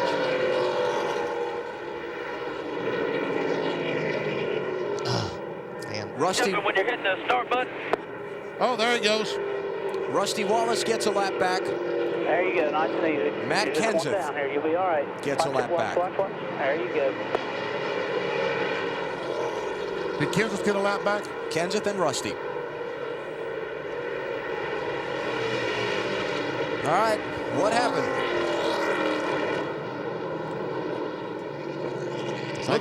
Jimmy Johnson just simply got too high, and and would that have been something if Jeff Gordon had run into his teammate? Oh, and he just missed it too. He did. I was watching you guys, didn't see who hit the back of the 02 car. He just turned down to avoid the wreck. Right here, he just cranks her down, gets it sideways. Oh, look at Gordon again. See all those bullets dodging around that 24 car. Man. Newman did a good job at missing Jimmy Johnson. Let's go on board with Jeff Gordon. How does he miss this one? Here you see it. Gets off the gas. He sees there's trouble. He gets off the gas. Kind of waits to see which way the car is going to go. He cleared that one. Then he had another one he had to go through. Oh, man. They're shooting at him from Everett. Jerry Nadeau and Robert Presley.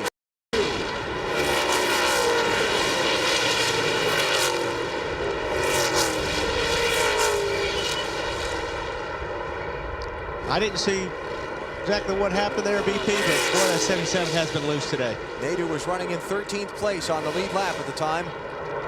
Presley was a lap down in 27th.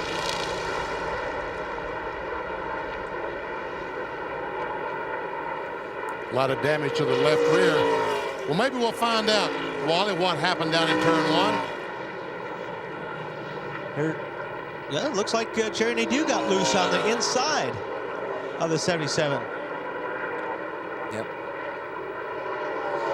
I mean, that's at least twice we've seen that today, maybe even more. Guard down on the inside, just cannot get the proper amount of air on the car, and around they go. That's exactly what happened. And see how close those cars were? Boy, when you're down on the inside, it just feels like somebody picks up the rear bumper of your car off the racetrack. Oh, look at Rudd just getting by Robert Presley.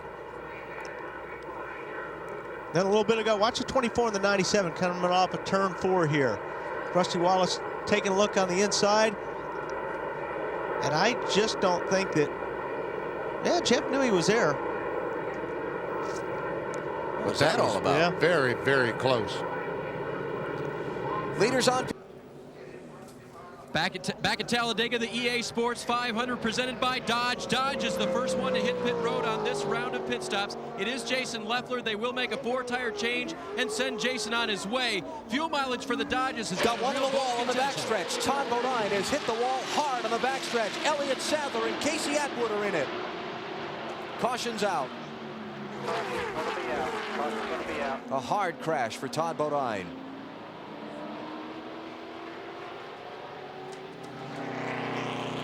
He was running 4th at the time. And the first yellow flag of the race waves as the field comes to the stripe. Harvick not able to get his lap back. He was trying. They're going to check the photo finish camera to be sure. Elliott Sadler and Casey Atwood's cars resting together after their involvement in the accident.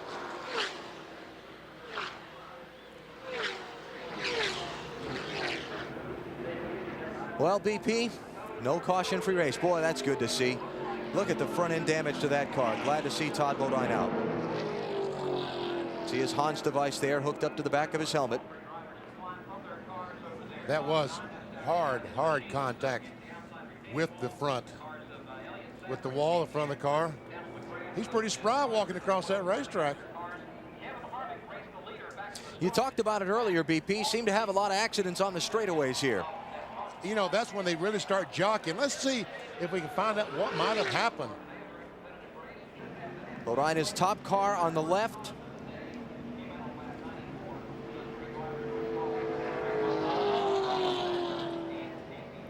Kevin Harvick. Kevin Harvick gets in the back of the 66 car and just turns him right in the wall.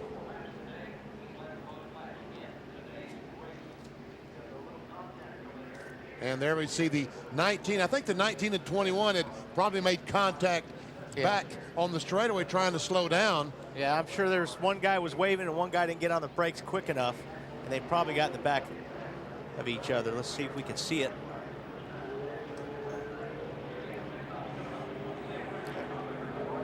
Can't grab it by that angle.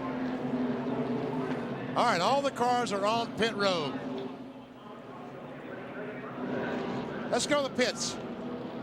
Rusty Wallace and Jeff Burton pit together. Jeff Burton is tight. Air pressure adjustment for him. Rusty Wallace, no changes at all to the two car. Both cars will take 4 tires. Bill. Matt Kenseth on pit road. Will be 4 tires and fuel. A pound out of the right front, a pound in the right rear. Strong run for Kenseth here at Talladega. Marty. Michael Waltrip, the leader, is here. He was tight before. They fixed the damage. He's loose now. They put a roundabout in. 4 tires for Michael. A little longer on the stop than they wanted. Dale Earnhardt Jr., his teammate, will beat him off pit road. 4 tires also for Jr. He was loose, and they made an air pressure adjustment. To Matt Yoakum. The early Marlins team has already completed service. They went up 1 pound on the right front. Sterling said his car was a little loose going into turn 3. They were 1 lap away from pitting, actually, when that wreck happened. So they got a little bit of luck today. Looked like a pretty long stop for Jeff Gordon's crew also. He spent some time sitting still on pit road. And Jason Leppard didn't lose a lap. He got lucky on that deal. He got out before the leaders came and took the yellow flag. Let's go back and take another look at the accident that put us under caution. This is Kevin Harvick's onboard view we're going to see.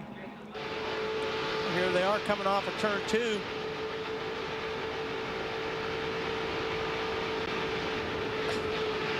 I don't get that one. On board with the 14 car of Ron Hornaday, there we see the 66 just going to the right into the wall.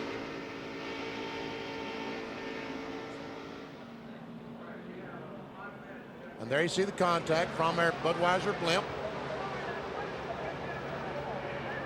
It's not an uncommon thing for people to bump each other like that on the straightaway, but well, you got to bump them straight. You can't bump them as look. You can see he was at an angle when he hit him. And it resulted in him crashing. Under caution here at Talladega.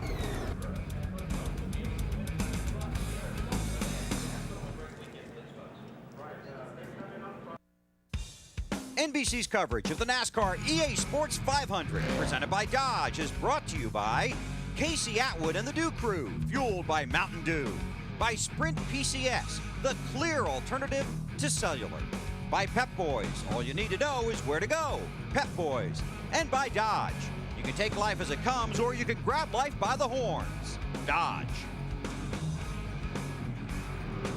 The remains of Todd Bodine's car being hauled back to the garage area. We're under caution for the first time today in the EA Sports 500 at Talladega, presented by Dodge. Ever wonder what it'd be like to take on Dale Earnhardt Jr. on the racetrack? Well, over 6,000 fans lined up for that opportunity here, and a chance to win $10,000 with his 46-second lap on EA Sports' new NASCAR Thunder video game. Chad Cook outlasted all to earn his race with Dale Jr., and in the one-on-one championship, Chad lived out the dream, defeating the NASCAR star and taking home the $10,000 grand prize.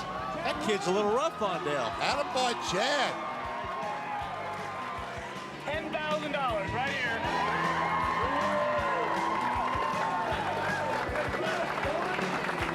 And Junior thought he was good at 100. Third one of the day, and it happened off of turn 4 just moments ago, involving Jerry Nadeau. All by himself. One car accident.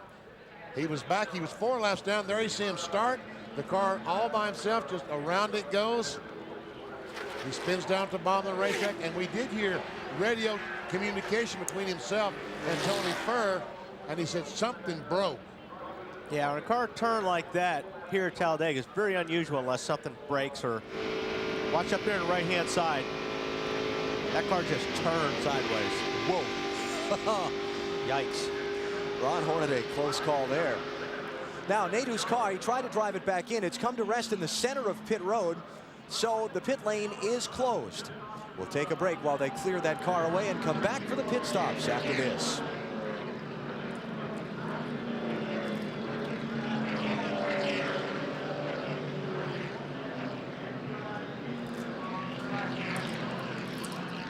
Keep the camera there, Mike. See how many cars pit.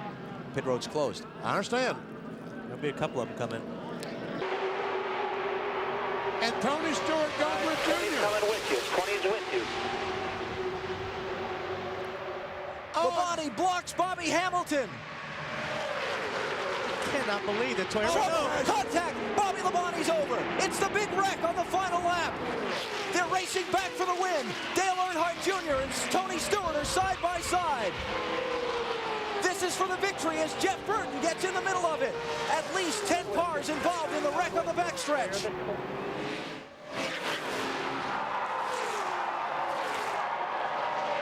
Burton and Stewart are side by side. That's all Earnhardt Jr. needs to see. Dale Earnhardt Jr. has won the $1 million bonus here at Talladega. Easier around this corner because there's a big crash on the back straightaway.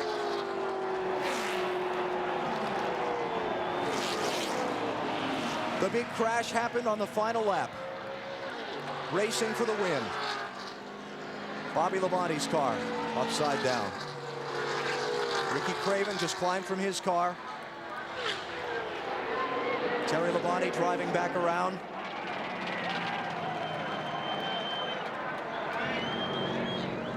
Dave Burns.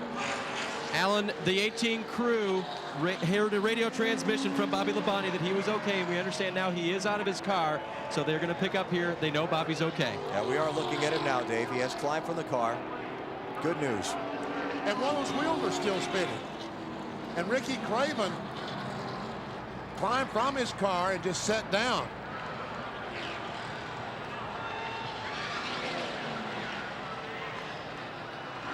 There you see him sitting on the ground. Wow. Ricky Rudd trying to make it around to the finish line.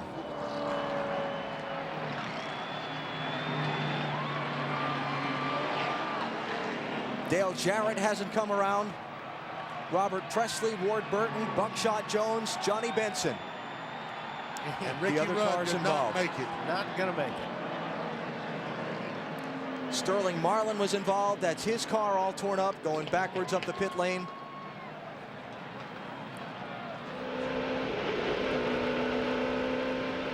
On board with Sterling. There's Robert Presley's car. Bill Elliott was involved.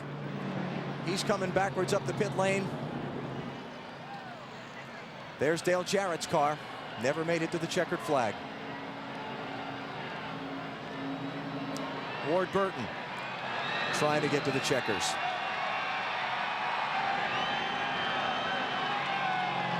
And he's going to make it to the line. And he'll turn around right here. What a wild finish. Dale Earnhardt Jr. being saluted by the 160,000 here in Talladega for his victory in the EA Sports 500 presented by Dodge.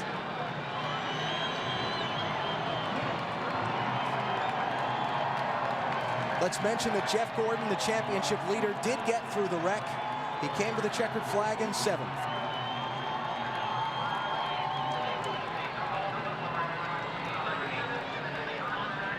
I'm a little surprised the teammates didn't work together there at last lap, BP. Yeah.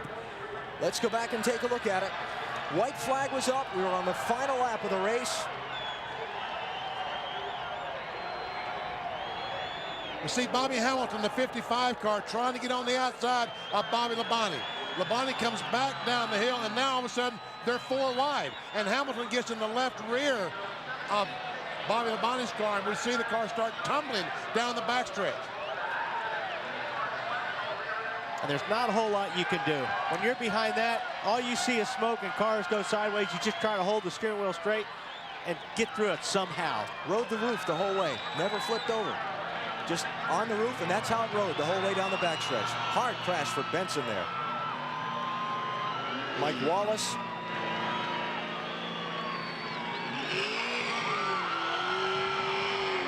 There's Rusty Wallace in the grass.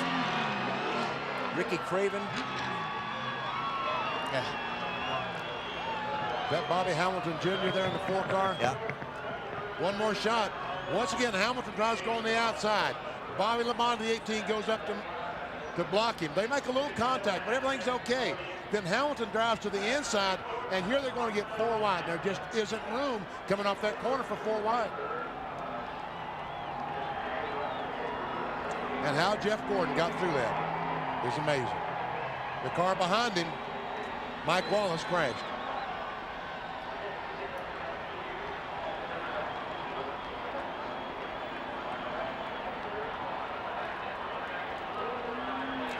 They got within a half a lap of the checkered flag. Just listen to this.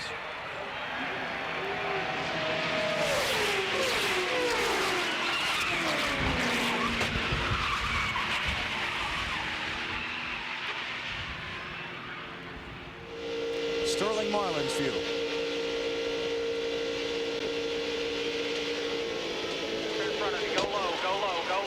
He actually got hit, it looks like. He was trying to go straight through it, and somebody got into the back of him and turned him sideways. Oh, man, that was close. That was close. Buckshot Jones. They finally come to a meeting. Johnny Benson.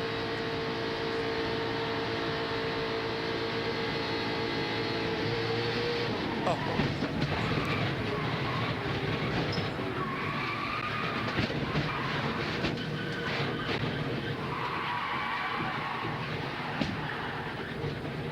I mean, all you're worried about all this time, what Johnny's worried about is somebody hitting him. Marty? Well, Bobby Hamilton literally shaking. Take us through those last few laps and how nerve-wracking all this is. Well, it was tight. Dale Jr. had a real good car, and we was able to run good together. And I got on the outside, and I couldn't get any good help behind me, but we were still pretty good out there.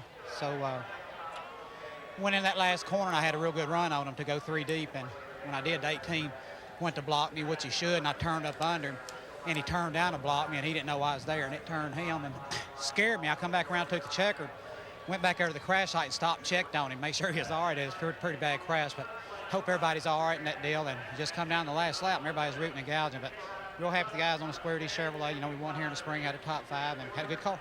Literally shaking. Bobby Hamilton finishes 5th today. Alan? Dale Earnhardt Jr. has won today. Chevy congratulates Dale and the number 8 Monte Carlo on a big win, and he'll tell you the only thing that comes close to Monte Carlo's reputation on the track is its reputation on the street. Monte Carlo, more champions depend on Chevy.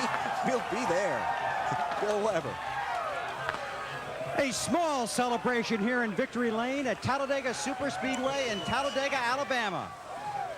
Congratulations, a wild finish and a great race for you. DEI wins 3 of the 4 plate races this year. Yeah, I guess we proved that there wasn't no fix over in Daytona. But you're on a mission for that, weren't you? Yeah, I had to do it. I mean, I had to get really aggressive there at the end, but hell, everybody else was. So either block them or get run over, and trying to do a little bit of both. And had fun. It's a great race car.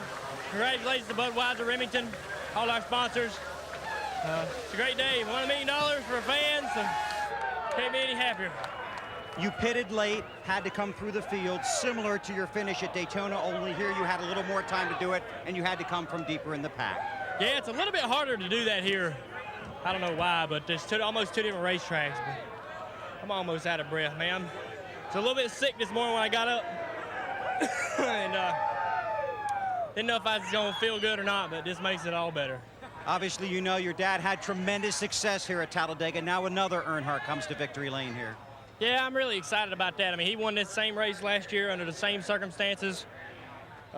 We've done some crazy things this year, winning at Daytona, winning after the terrorist attacks, the race after that, and now winning this race, and you know, just like my daddy did. So it's crazy, man. I don't know what's going on. Yeah. So Wilson goes back on the wagon next week? No, Wilson's going every week. In the car or on the wagon? On the car. He's been great luck, man. We needed this for the points too. That's huge. I got 5 races left, and I want to finish in the top 10 in points in my second season, so I can get up on New York and give my piece to him. And $1 million for you and a race fan. Yeah. Let me see here. Uh-oh, hang on. Her name's Carrie Richter, and she's from Ohio. So yesterday we ran an EA Sports race on the computer, and some little 15-year-old dude won $10,000. So we've been winning all kinds of money from people this week. Congratulations. Great race, great win. Thanks a lot. Thanks, guys. Dale Earnhardt Jr. in victory lane here at Talladega. $1 million for him, and the no bull bonus pays off again. Sure does, Bill. Top 10 in the EA Sports 500 here at Talladega. Tony Stewart, after hanging around the back of the pack all day, comes up with a second-place finish. Bobby Hamilton comes through the wreck to finish 5th. Jeff Gordon protects his championship lead with a 7th-place run. Kevin LePage comes home with a top 10 also. The last lap, half a lap from the checkered flag. It all went awry for 16 cars. That's how many were involved in the wreck, including Sterling Marlin, whom you ride with through it all.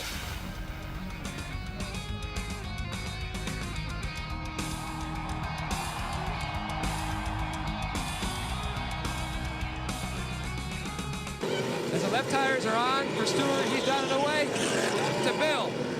Jeff Gordon getting 4 tires, a fast stop, no chassis adjustment, just a little tight. He also got a fresh drain. Oh, trouble on pit road, my goodness.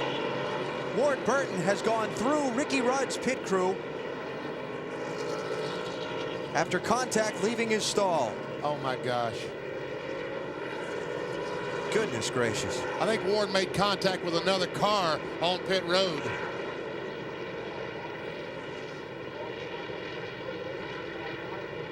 There was a NASCAR official as well as members of Ricky Rudd's crew down there. See NASCAR officials trying to get Ward to get his car out of the way because they're going to bring an ambulance in there.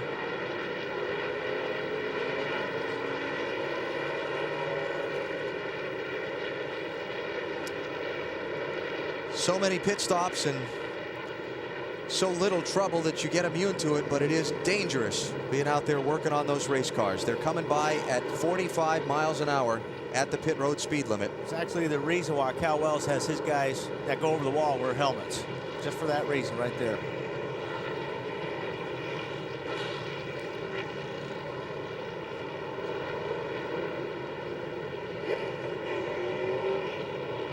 You see the attention being focused to the crew member that's down along the inside wall, and we'll get an update as information becomes available naturally.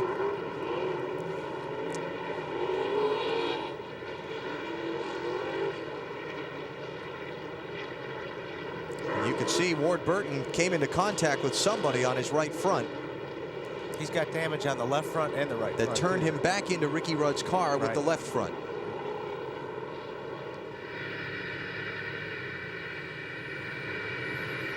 Oh, I hope everybody's okay.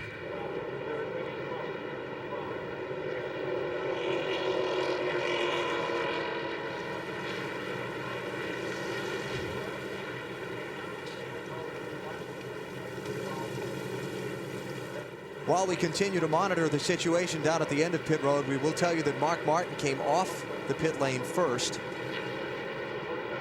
It looked like a lot of guys took 2 there that we talked about. Yeah. There's Mark as your race leader. Kevin Harvick, Jeff Burton, Jimmy Spencer. They came out next in line. And there's Ricky Rudd, who has driven his car back out onto the racetrack.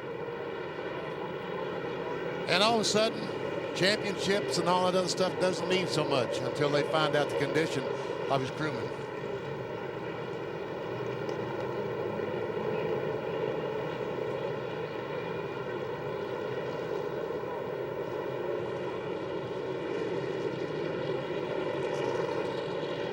They have naturally close the pit road.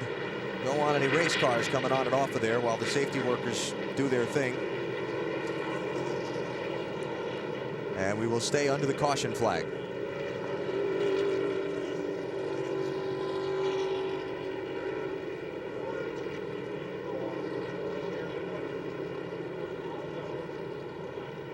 Let's go back and take a look at what happened. This was at the end of pit road. Ward Burton coming out of his stall. He and Casey Atwood hit.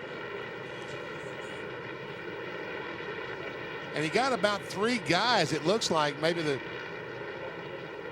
and the NASCAR official. The official goes up on the hood and rides the 22 car, and Ward wisely stopped. Thank goodness he did. So let's take a break while we continue to monitor the situation at the end of pit road. We'll be back.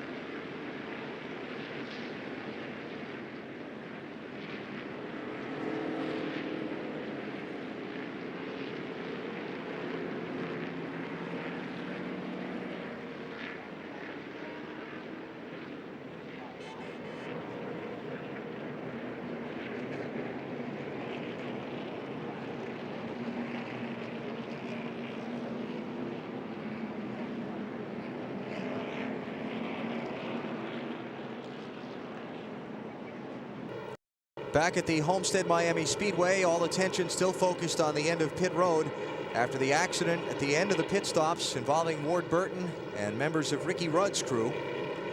There are 2 crewmen down, is the report we get to this point, and they're both being attended to by medical personnel to be transported to the Infield Care Center for further attention. Bill Weber's down in the area and continuing to monitor the situation for us, and we'll bring you whatever updates we can as quickly as possible. Let's take a break from Homestead.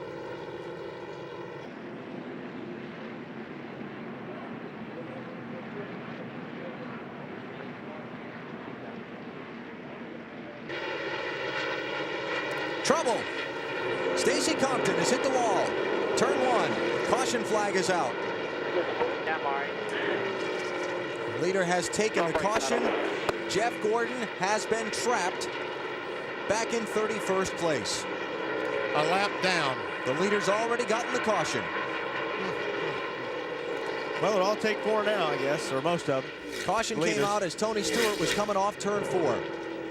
So before Jeff Gordon had a chance to think about getting a lap back, it was over. Now the pace car did not pick up the leader, so pit road is going to be closed this time. Now that's Jeff Gordon's radio there. First crash we've had all day, and let's take a look at what happened. There Compton, the 92 cars, trying to get under the 22. He got on the brakes. Talk about brakes. He really got on them hard. And when he did, he got it loose. See his hands fighting that steering wheel, too. Boy. Ward Burton's going to see that replay and go, thank you. Thank those brakes. Stacy did everything he could to keep it off that 22 car. Yes. So that 92 team still needing sponsorship for next year. One of several teams as we close this 2001 season who don't know what's happening in the months ahead for them. Finds his day ending against the turn 1 wall. 43 laps to go. Now it's the bubble about 2 and 4 tires because you're going to need more than that 1 can of fuel. You know me. You want 4. I want 4. Yeah. I think if I'm Stewart's team, I take 4. Yeah, well, that's what I mean. If you're the leader, you got to take 4. See the safety workers there with Stacy Compton. Mike Wallace, as I was saying. And here comes Stacy out of the car, by the way, BP. Sorry to interrupt you, but he started to climb out. That's always a good sign. He hit that driver's side. Trouble, turn 4. Still green. Kurt Busch. Well, this is what Tony Stewart wanted to see. Yes. But there are only 18, 17 laps to go. No doubt he'll pit, but... And Casey Atwood definitely did not want to see this. Here comes a 10 car trying to get a lap back. He made it. So put 25 cars on the lead lap now with Johnny Benson coming back into the hunt. What do you do if you're Sammy Johns, Casey Atwood's crew chief? How many laps left? There are 17. There'll be 16. Trouble, turn 1. 1 car is spun. It's Kyle Petty. He's been collected by Bill Elliott.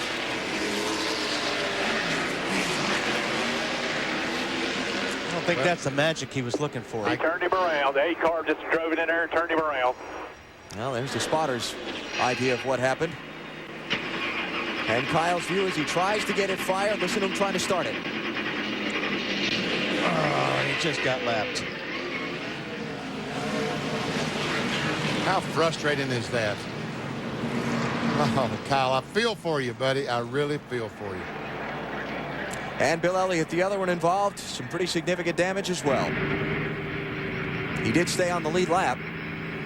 I don't think that's going to do him a lot of good because he looks like a lot of damage to that Dodge. Oh, yes, there is. I just got a glimpse. I wish I hadn't seen the full effect. It's not pretty. It's not pretty. Let's take a look at what happened. Turn 1, lap 1. Well, it's somewhere in the back. And there we see that the 45 car is already around. The spotter says that the 8 car, Dale Earnhardt Jr., made contact with him. So I guess we need to look for damage on the front of Earnhardt Jr.'s car. Kyle started in the 22nd position. Earnhardt Jr. started in 21st.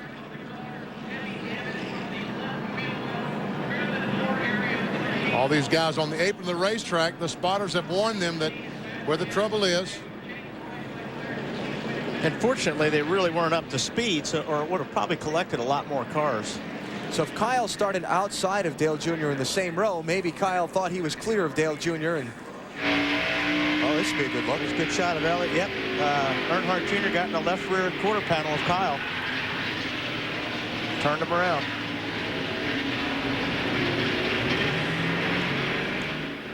On board with Kyle Petty. I'm sorry, this is John Andretti. I should have known when I saw the pop secret there. He's riding around the racetrack.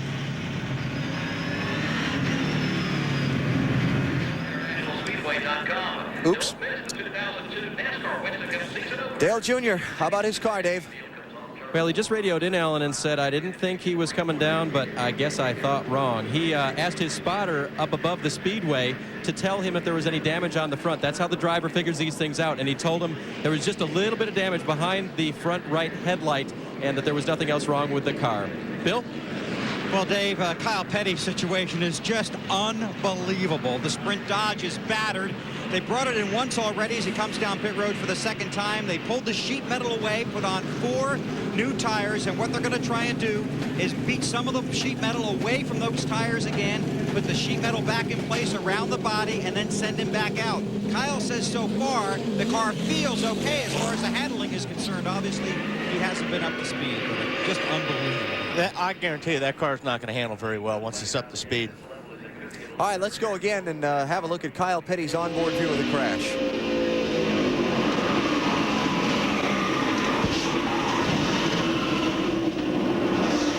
Man, oh man. Yeah, from that angle, it almost looked like Kyle was coming down, trying to get down to the bottom, and maybe he didn't realize the A-car was there. It's a tough call there. They realize they cannot stay on the racetrack they found the first time.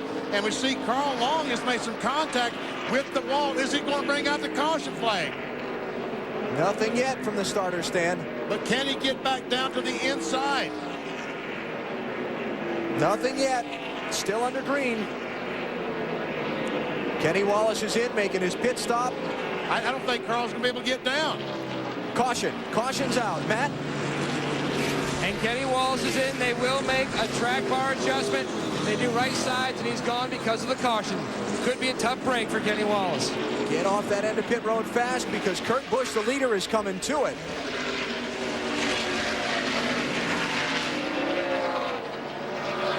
Well, this could make things interesting. Very good chance we are. Very good chance we are. We're going to have to wait till the field comes back around to the start-finish line, but there is an excellent chance The leader, and he is behind us. that Kurt Busch is one of few remaining on the lead lap.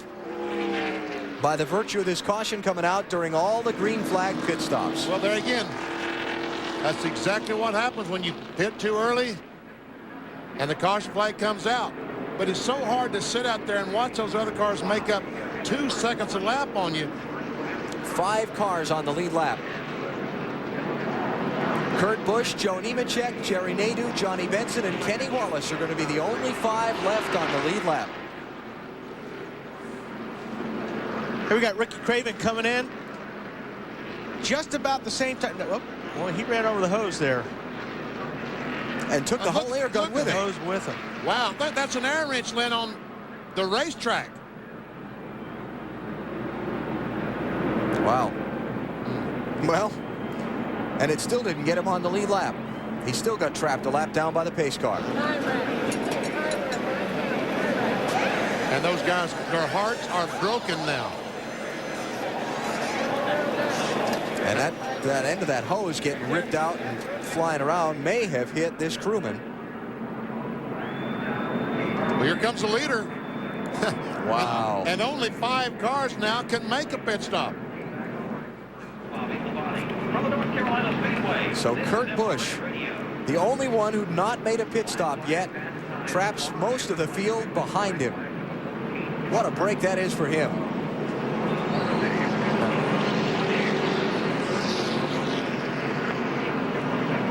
Right side's going on. Adjustment back on the right rear. Left sides are up. And they can take all the time they want. Oh, yeah. Well, there are 4 other cars on the lead lap, Bill. Joe Nemechek just a little bit free, so he came in for 4 tires and 1 round of wedge into the car, followed off pit road by Benson, who came in for 4 tires and fuel. Dave?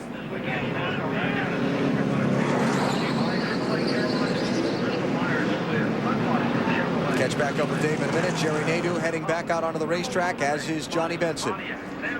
And Joe Nemechek had like 8 laps on those tires when he came in to make that pit stop. What this is going to set up is there's going to be a whole pile of cars on the tail end of the lead lap. We'll get the restart situation squared away for you in just a moment. Right now, we're under caution for the 2nd time in the race at Rockingham.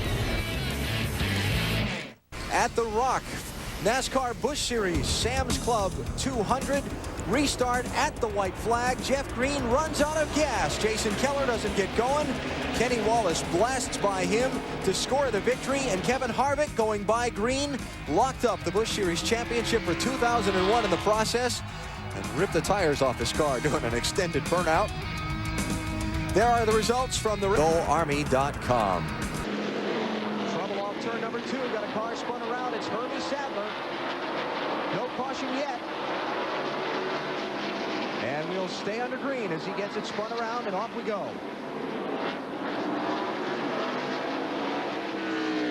Here comes the leader up through the act off turn 2.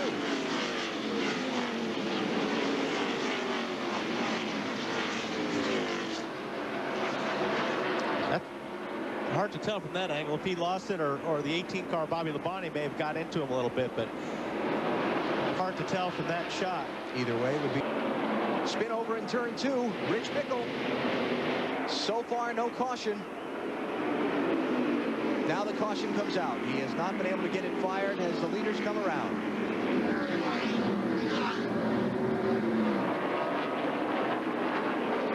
He may have got a little help on that one. You think? I think so. I'm going to go out on a limb. So Matt Kenseth leads the field to the yellow. How about the call for Kenseth and Stacy Compton to not take tires on that last caution? Not a bad plan. Not a bad plan at all. Let's see if we can see what might have happened to Rich Bickle. There he is on the, and there's the Robbie Gordon, the 31 car, and we see the 9 of Elliott get in the back of Kevin LePage. And again, how much damage did it do to the nose of Bill Elliott's car? Another shot. Wow. Well, Robbie pushed in. He got down in that corner. That car pushed pretty hard up the racetrack. At the same time, Ford was coming down. Under caution here at Martinsville, Rich Bickle, the spinner in turn 2. And Matt couldn't get in there as deep as 24 car, so uh-oh. That's John Andretti in the 43 and Jason Leffler in the 01. And Andretti looks like he's going to get his car. Come on, Jeff, back off. Jeff, let it go, let it go, let it go. Attaboy, Jeff. Caution's out. Nice man. So, you know, in a situation like that, you know, after the guy spun up in the corner, don't you think he should have let him his lap back? What do you think, Wally? No. I should. Well, yeah. You're an evil man. You know, 43, John's won here. He runs this place good. You got to worry about a guy like John Andretti coming back and beating your butt by the time this race is over. Let me tell you what, I've ridden in a car with Wally to the airport. He's as ruthless on the highway as he is on the racetrack. We'll come back.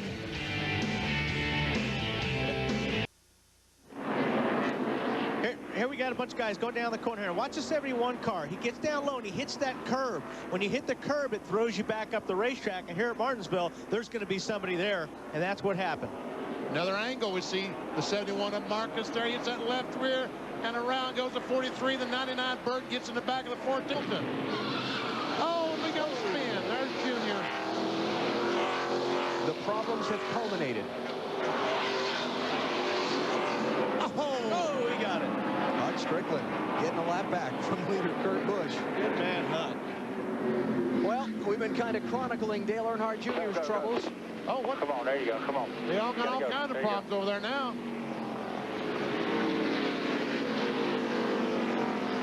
Kept from going 2 laps down. No, he didn't. Well, let's see. Let's wait till he gets back around here. All right, here comes Kurt Busch. Kurt, you can't pass the pace car. Easy, Kurt. All right, Dale Jr. kept from going 2 laps down. Leader is in. Marty. Very good for Kurt Busch. Allen a little loose off 2. They decided to make no adjustments. They were going to make a track bar adjustment. It will be 4 tires for young Kurt Busch. To Bill Weber. To Matt Yoakum, sorry. Mark Martin, the second place runner, is already in his pit. No changes for the 6 car, just 4 tires. His car is very good. To Bill. This will be tires and fuel for Dale Jarrett. A little loose off, but not bad. Rolling well through the corner. So a good run for DJ. Dave. Half round down on the track bar, a continued adjustment for Jeff Gordon. He says he's just a little bit loose off the corner. They will also take on 4 tires. Trouble in front of him. The 66 of Todd Bodine gets turned by Ward Burton as Burton was exiting the pits and Bodine was coming into the pits. Now Bodine backs up into traffic. He still has not had service on his Ford. The pole sitter now trying to get it corrected as Benson squeezes through, and now Bodine will have to go all the way around and re-enter pit road. Boy, I'll tell you, lucky that wasn't a bunch of cars getting pit stops right there when that happened. Ward Burton leaving his pit as Todd Bodine turned into his just in front of Ward. And the contact between the two. We'll look at it when we come back. Right now we're under caution here at Martinsville in the Old Dominion 500. South Central Virginia's Martinsville Speedway, host today of NASCAR on TNT. The Old Dominion 500 presented by Stacker 2, playing to a great crowd for a Monday matinee. It's unbelievable the folks that showed up today. Looks like almost everyone came back. 86,000 seats here, and I bet they've got about 3/4 of them all full. What some wild action we saw on pit road a minute ago. Let's start with the cause of the caution. Oh, we talked earlier. I thought Dale Jr. was having some trouble. Right in the center, it looked like his car was swapping ends. That's exactly what happened to him right there, right when he was getting back on the gas. And right in front of Jeff Gordon. Now, pit road.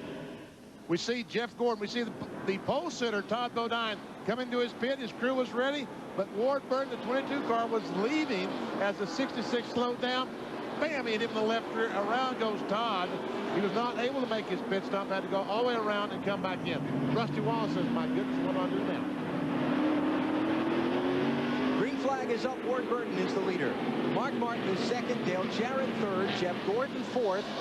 And Kurt Busch falls back to fifth on the stop. Spinning two. Dave Mulaney. Looks like he might got a little help from behind. Caution flags out. Now we're starting to get into that Martinsville typical thing. He's got a lot more spoiler now than he did when he had a little while ago. Cautions breed cautions is a phrase the drivers like to use. Get that field all tightened up. Sometimes it gets a little rough. The NASCAR Old Dominion 500, presented by Stacker 2 from Martinsville, is brought to you by Budweiser, with the crisp, clean, refreshing taste you'll find in no other beer. This Bud's for you. By Walmart, always low prices, always. By Chrysler, experience our cars and find out why drive equals love. And by Stacker 2, the world's strongest fat burner. Burn fat, crush cravings, and supercharge your energy.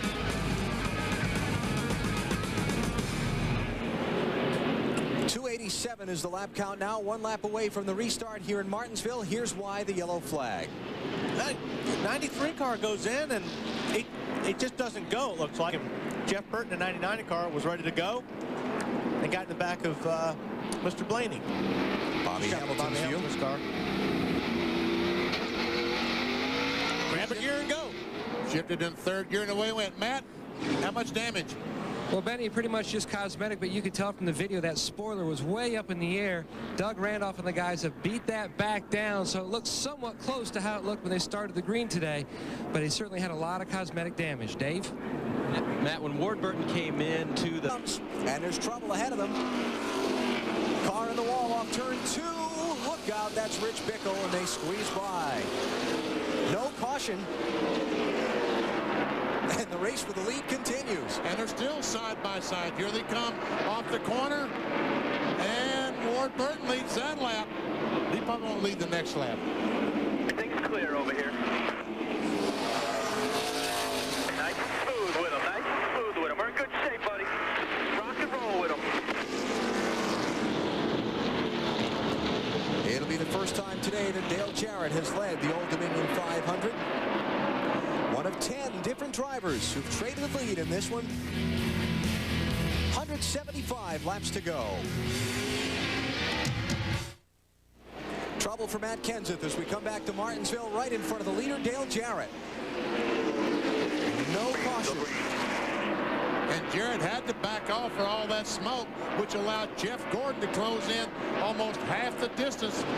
Second place here. As Robbie Gordon spins on the backstretch, the 31 car, and he's pointing the wrong way. This probably will bring out the caution flag. And it has. Yellow flag number 10. And another big opportunity for pit strategy right here. 147 to go. Do you change lefts? You're Dale Jarrett. I do. I'd change 4 right now. Well, I probably would change 4 because you may not have to stop again. These cars, I believe, can run the rest of the way. In case it were, Damn it, I'm coming in. In case it were to go green flag. Robbie was one of the cars on the lead lap before that spin. Busch on the outside. They are going 3 wide. Wow, what a move to get. Uh-oh, I thought he made a move. Oh, man, Ricky. He did a lot of damage out right front right there. He actually drove up on top of the 97 car there. And he cut down down Kurt's left rear tire in the process. So he delivered a message to the young man that he wasn't happy with the restart, but at the same time, did he tear his own car up, Ricky's, when he's second in points? Well, he obviously has got some damage to the brake ducts on the right front, and that's the most important corner of this race car. Make sure that right front is cool for those brakes. Now, he can't get down to get the pit road. Kurt can't. There goes the entrance to the pit road. He's going to spin it here in a second. Well, he hit the wall first. He's still going to spin, looks like. It looks like Benny's virtual lap. Yeah, doesn't it? Yeah. All right, now you can finally get to the inside. And the left rear is completely flat now. What a terrific run this young man had today, going today.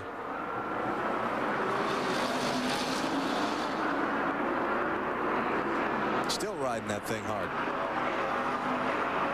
Boy. Well, the tire's gone now. Just the rim is left. Who knows what kind of damage to the suspension there. Marty? Well, and what a devastating break for these guys, Alan. They obviously looked like they had a top 10 in the bag. Ben Leslie, the crew chief, doing a very good job of keeping Kurt calm on the radio. A little left rear fender damage, but not too bad. And Kurt was very, very upset with what happened on the racetrack.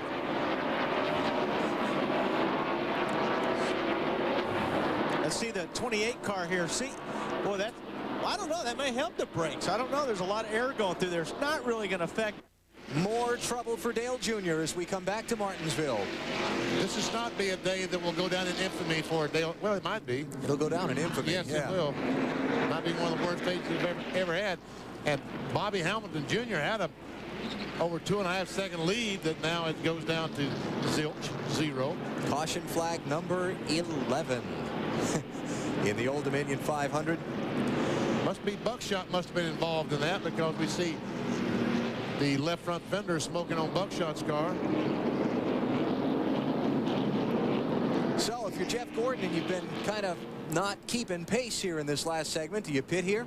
Well, I don't know. 120, 118 laps to go. His pit road is open, and no one has chosen to pit. Not even. Yeah, you know. John Andretti. 12th place car. Andretti. I think the guys towards the back will probably come in. They got nothing to lose. There's Andretti. Johnny Benson is also in. Terry Labonte. Stacy Compton will come in. Kevin Harvick will come in. Marty? Andretti's going to come in, Alan. I think they're running 11th, and they're going to make no adjustments on this stop. They have not made an adjustment on this car all day long. It has been very good. They're hoping the tires will help them gain some track position. Today, Burns.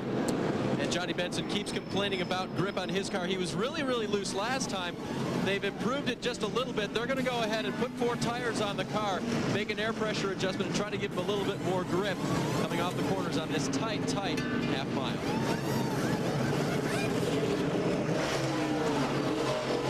Stop, 14.5 seconds. And so just cars who are at the back half of the lead lap group coming in on the caution flag. What happened to bring out the yellow? Well, Junior might have got tapped by the 22. Hard to say. And there we see the 44 get in the right rear of the 18 car. So Bobby Labonte has some damage to the rear of his car. Dale Jr. back in 32nd place, and he is now 3 laps down to the race leader.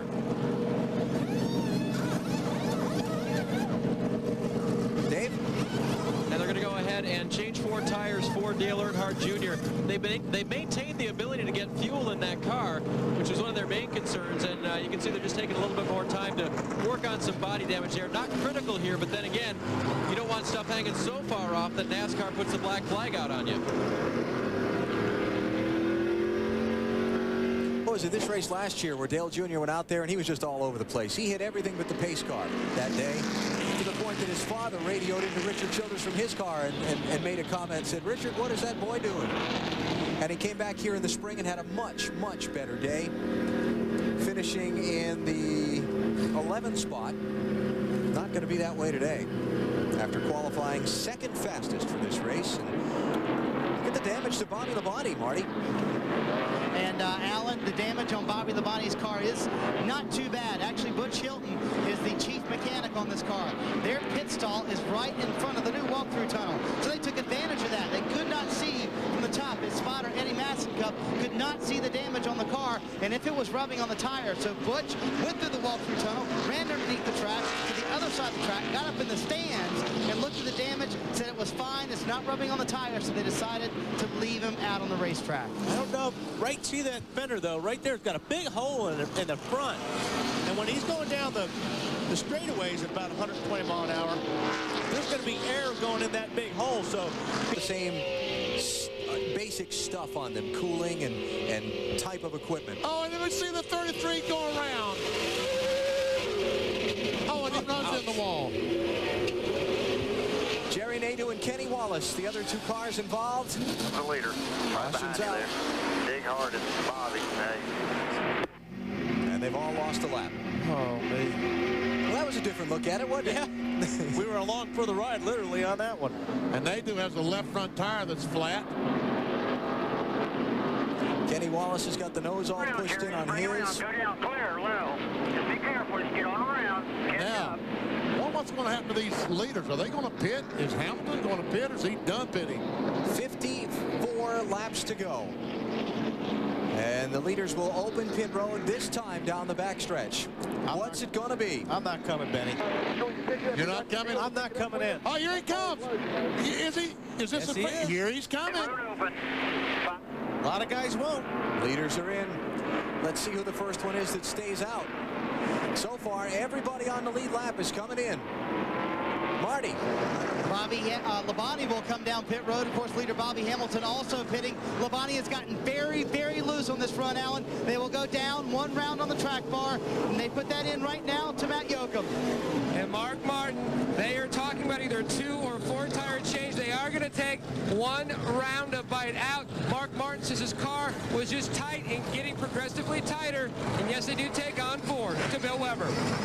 Bobby Hamilton's already gone. It was 2 right side tires only.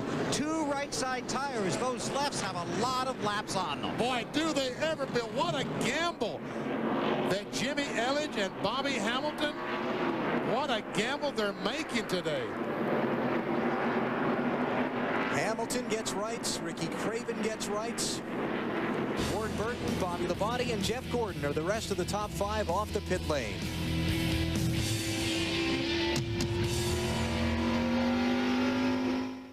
Half a lap from the restart in the Old Dominion 500. All kind of things happening on pit road a moment ago. First of all, here we see the crash between the 33 car and of Joe Nemechek and the 1 of Kenny Wallace. Kenny was on the bottom. Nemechek, they kind of disputed that territory, and find out the windup was we saw 3 cars involved. And there was a crash from on board his brake cam. Oh boy, have we got some replays to show you. We're under caution for the 13th time, and Ricky Craven is the new leader of the Old Dominion 500. Here we go. This is turns 1 and 2. Hamilton gets in the back of the 29 car, gets him a little bit loose. He gets on the inside, and here comes Craven. They're 3 wide going in the corner. They go in the corner, side by side. The 29 car goes up and repays the blow from down in turn 1. Around goes Bobby Hamilton. But the 29 is going to probably wind up paying for those actions. Another look at it.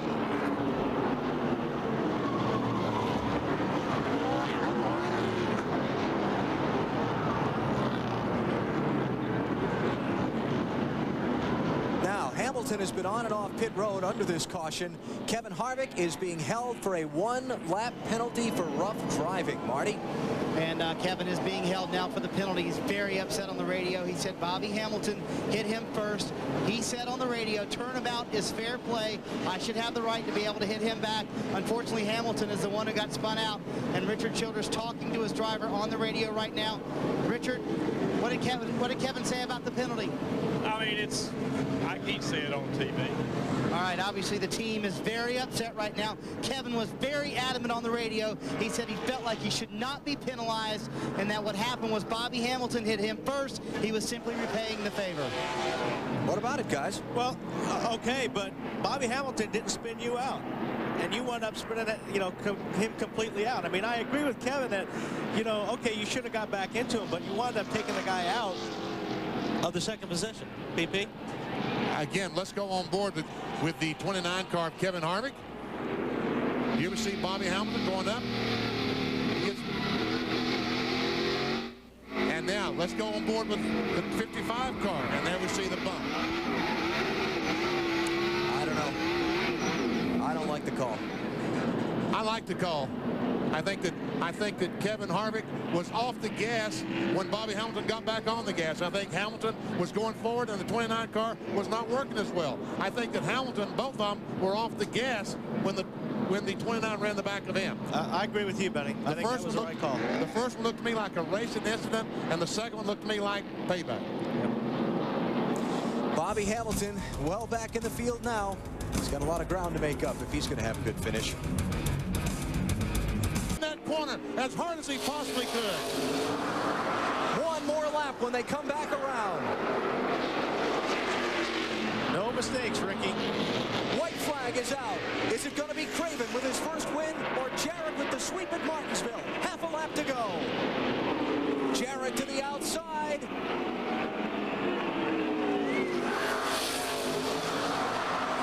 Wow. Bumping, banging into the final corners. No traffic ahead. Craven rides Jarrett up the racetrack. Here they come off the turn. Ricky Craven is a NASCAR and Winston Cup winner. What a finish in Martinsville. Events on NBC.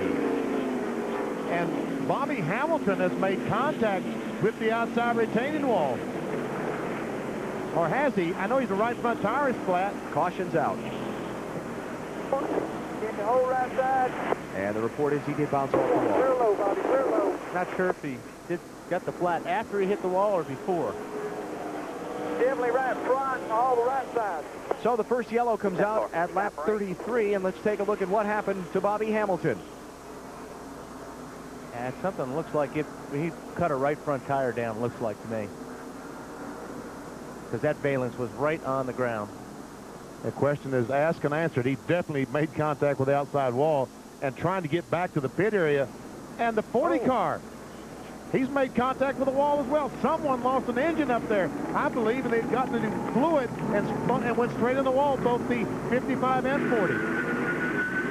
And here come the leaders to pit road. Everybody's coming in at lap number 34. Marlin and Hamilton's crews with big problems to deal with. And Schrader's got a flat right front tire. Something's gone wrong here. First time 3 drivers with right front tires flat on the same lap. Bobby Hamilton, Sterling Marlin, and Ken Schrader. This is a... Listen. Hear the tire go flat? And when that happens, that's the end result. The car just will not turn. Sterling Marlin, listen to him as he goes. There we see Hamilton going in the wall. Sterling Marlin goes down the front. Listen to him when he gets down to turn 1. Hear it? Yep. About the time he backed off. Whoever, what's going on down there? Well, it's a mystery down here. In fact, Sterling Marlin and Tony Glover talking it over on the radio. Sterling was asked if he thought he ran over something. He said everything felt fine. The car was fine coming out of 4. He got out of the gas to take the caution, and all of a sudden the car just wouldn't turn, and the tire went down. So it's a mystery. They're talking back and forth. They asked him if he thought the toe was okay. He said the wheel is still square. So it's a mystery to these guys, but certainly one they hope to solve in a hurry, because the speeds here at Phoenix are pretty fast. Matt? And Newmore is Kenny Schrader's crew chief. Newt, did he run through some debris and cut it down? He run over something. When the 55 cut her tire down, he run over something. I got to go green here. I spoke with a number of Goodyear engineers who were down here. They too looked at it and said there was a cut from some debris. On the 36 car. What in the... This is unbelievable. That was weird. What lap was that? About 35? 33, yep. So we might start paying attention on lap 33 from now. It's happening again. 2 more cars have lost right front tires. We're under caution for the second time at Phoenix. We definitely have an issue here with right front tires. We've run about the same amount of laps as we did earlier, and we've had 2 cars within a lap that's cut a right front tire has gone down. This is Kenny Wallace moments ago during the commercial break. Joe Nemechek, same problem.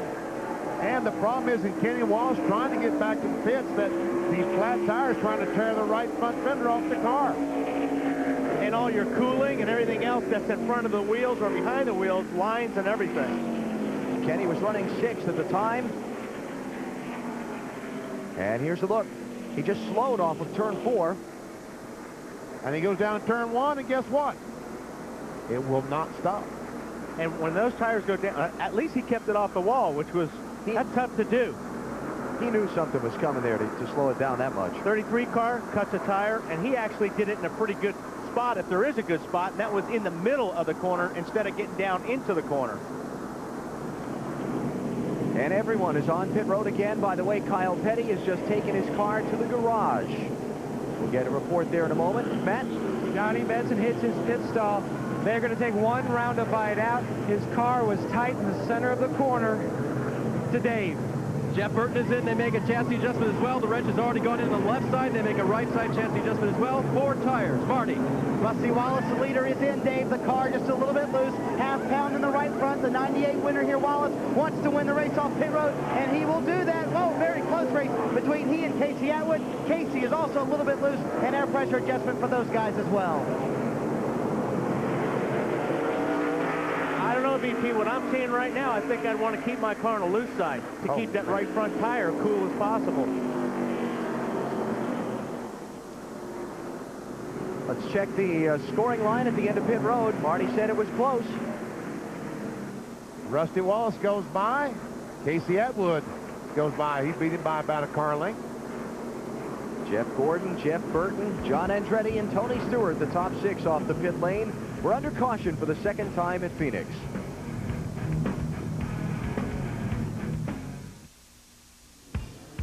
NBC's coverage of the NASCAR Winston Cup Series from Phoenix is brought to you by Chevy Trucks, the most dependable, longest-lasting trucks on the road. By Miller Lite. Grab a Miller Lite. It's Miller time. By the Home Depot, the official home improvement warehouse of NASCAR. And by Conseco. Step up. Story of the day right now here at Phoenix International Raceway. 2 caution flags, about 30 laps of green flag racing apart. And right now, 5 different cars that suffered flat right front tires. Yeah, this is not looking good at all. 30 laps, 3 cars got flat right fronts. Another 30 laps, 2 more cars got flat right fronts. And if you're lucky enough to keep it off the wall when you blow a right front tire, you're in the hopes that the tire, as it's coming off the wheel, doesn't take your fender off. Talking about the shredding tire beating all the suspension and the cooling and the fender well and so on. This is under Joe Nemechek's car after his problem a minute ago. As he's trying to get the car to pit road, we can see that the rim is dragging the racetrack. But he really didn't tear his car up that badly.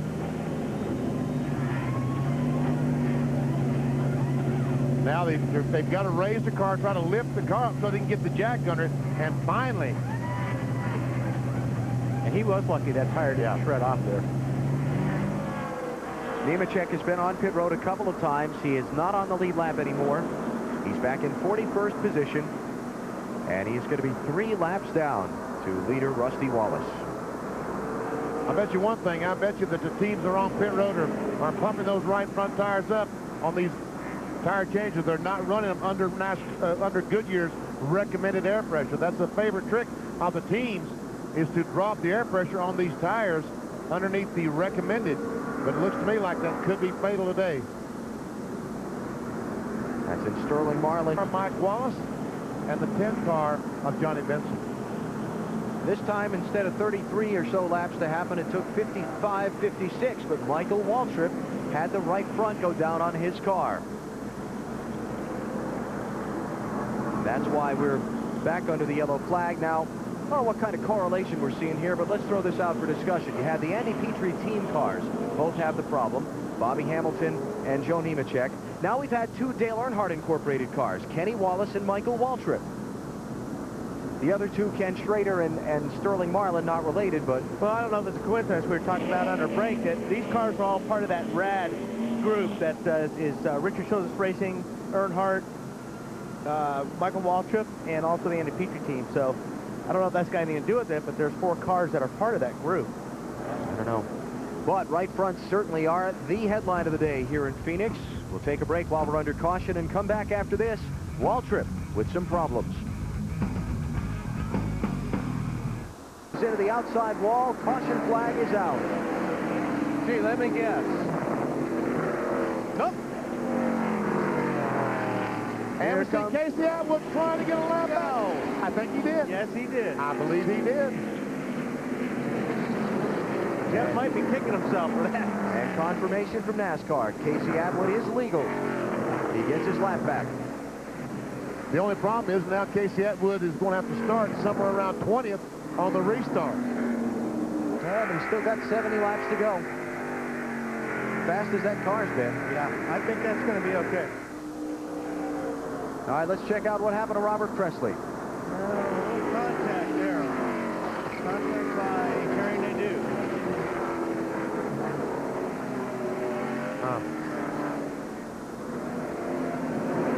Nadeau had all four, had the brakes smoking on his car there. That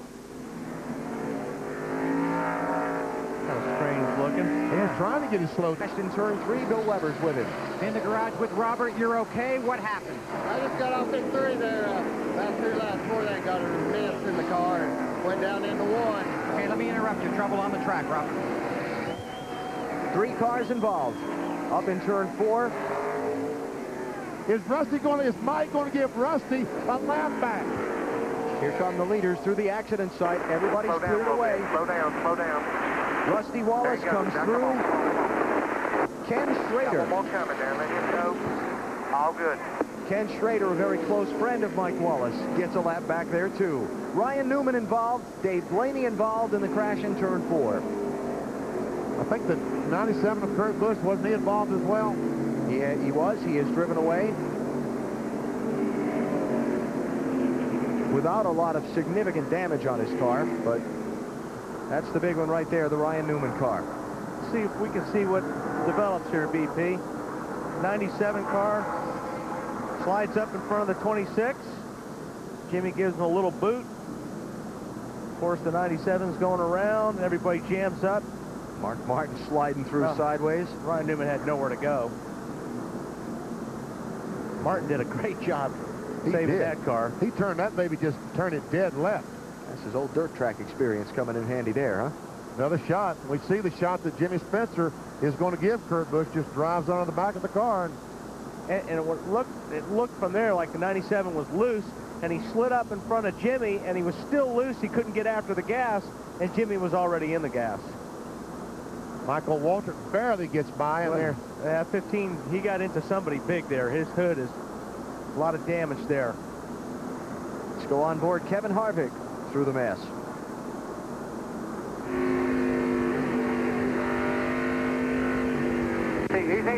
Easy. That's how sideways Mark was. Man. When you can look through both the windows. Let's go back beforehand. Yo. Whoa. He just goes down in the dirt, goes by the 26, and I don't think evidently Jimmy didn't appreciate that. Well, there was nothing, I don't see anything wrong with what Kurt did on that deal. He was up alongside him far enough.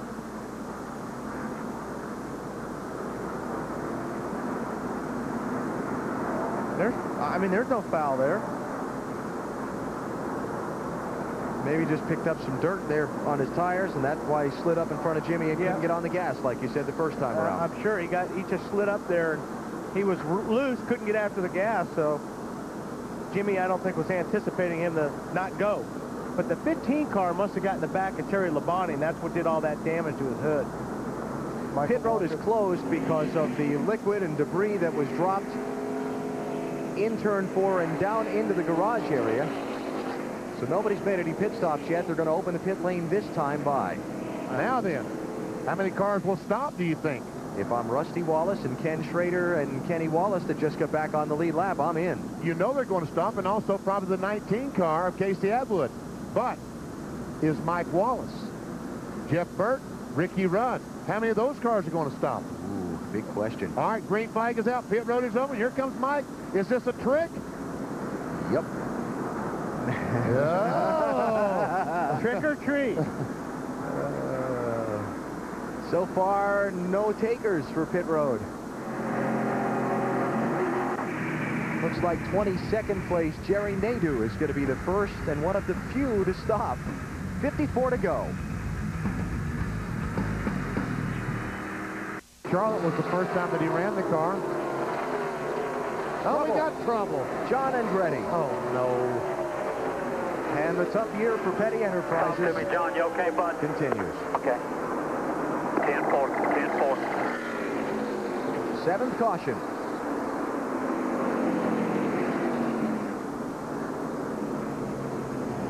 Ron Hornaday not able to get his lap back.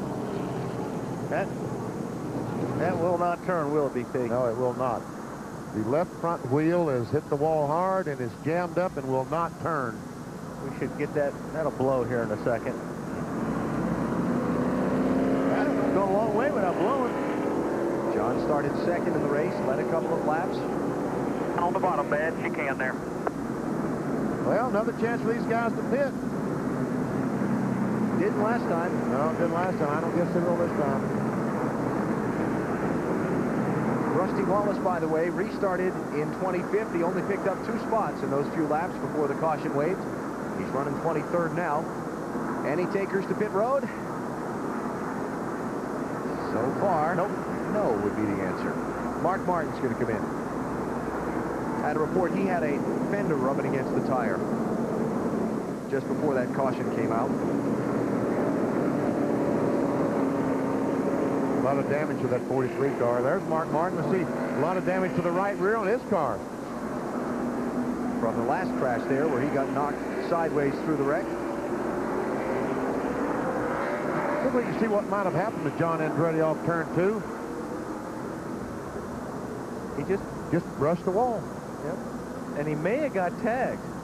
Once he brushed the wall, I think then someone got in the back of him and turned him around. Yep. It might have been Terry Labonte. Haven't they been talking all day about this car being loose? Well, it certainly looks loose. Exactly what happened. Dale Jr. Outside, caution's out. You know, John jumped off the throttle as he was hitting the wall, and Junior, was in the gas already right behind him. What do you got down there, Marty? Well, I have a very damaged race car that has already been shut off because looks like the brake line has been cut. They see some fluid coming from the left rear. They're going to pull off these left side tires, which are obviously flat, and they're going to get in there and check the brake line and see if it is indeed cut, but they saw some fluid coming from there. Alan? 40 laps to go. Here at Phoenix, Mike Wallace trying to grab his first NASCAR Winston Cup Series win. It's Thunder Motion with BP, powered by EA Sports, NASCAR Thunder 2002. Very, very fast speedway here at the Atlanta Motor Speedway. Coming off turn 4 to start our run. The would-be 2001 champion, Jeff Gordon, right in front. Down in turn 1, you want to keep the car on the bottom of the racetrack when the tires are cool. When they get worn, you can go up the racetrack. It's not a problem. As you see those guys in front. Give Jeff a little bumper. Wow. That's not good, BP. That's not good, BP. And I'll have people mad at me if I hit Jeff Gordon. Same thing at 3 and 4. You can go down the bottom of the racetrack, or if it gets too slippery there, move up the racetrack. It really doesn't matter. But anyway, I beat Jeff Gordon down back to the start-finish line. EA Sports NASCAR Thunder 2002, now available. The 40s and some of the 50s. Whoa! Carl Long's in trouble. Off of turn 2. And on the backtrack. Caution's out.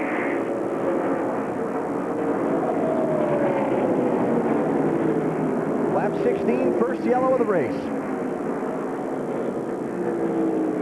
Carl was running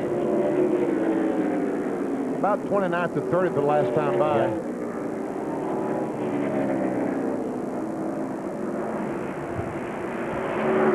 But there's a lot of damage to that Dodge, so it's going to be tough. Yes, it is. Third start of the season for Carl. And Dave Blaney brings the field back around to the caution flags. And Dave Blaney says, shucks. Darn it. Darn it. Let's take a look at what happened off turn number 2. Well, he's right in the middle of everything right here. I think just lost it all by himself. He may have had not a whole lot of air on that car in that group of cars, but car just got away from him. I would say, I don't know, BP. 18 may have taken a little bit of air off him, but. Well, I think he had cars on the outside and cars behind him, just kind of the worst situation you get yourself in. Harvick inside, Mike Wallace outside. Watch these close calls. Definitely got behind on his steering. Which way do I go? Which way do I go? Okay. I'm inside the Interstate Batteries Pontiac of Bobby Labonte. This ought to be interesting.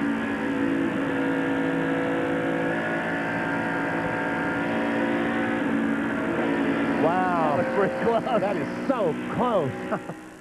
The Goodrich Chevrolet of Kevin Harvick.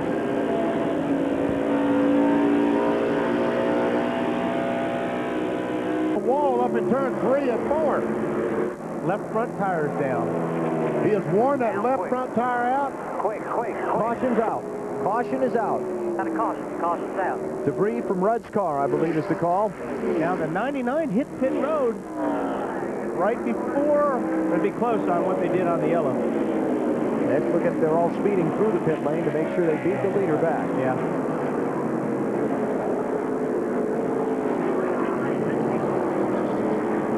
We saw earlier in the race, Dave Blaney's car had a left front tire that they've worn through to the cords. Yep. And we talked about it. Probably, well, it's hard to say, but it's a good chance that inside of that left front tire is gone. It is now. This is all the camber in the car that you have to run here to get some bite. Here's what happened to Ricky Rudd that brought the caution flag out. And he goes down in turn 3 and sees that left front, or realizes the left front is flat. He goes up, rubs the wall. Not a lot of damage to the car, I wouldn't think, though. And that caution came out at exactly the perfect point for people to pit, and take their fuel, and make it to the finish. Here's the problem with what he just did going through the pit. I think he's got a lot of damage down that left front fender because that tire may have come apart.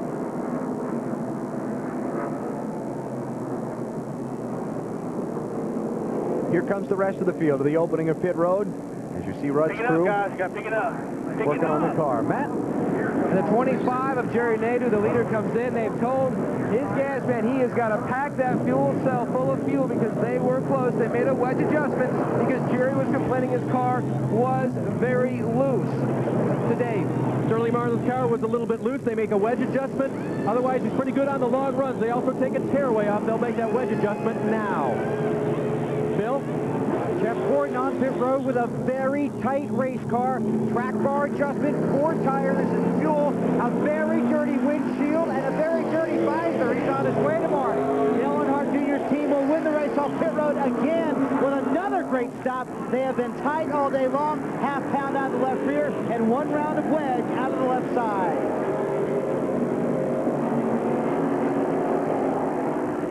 Ricky Rudd's still in the pit.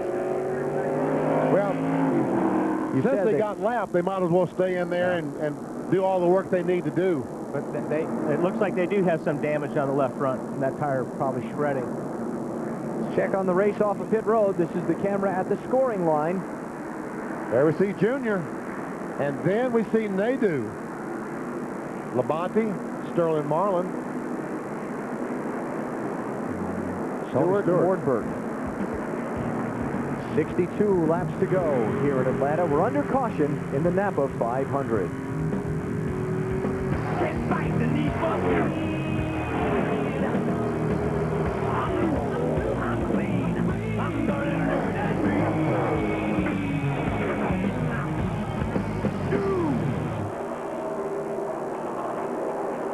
It's Michael Waltrip, right front.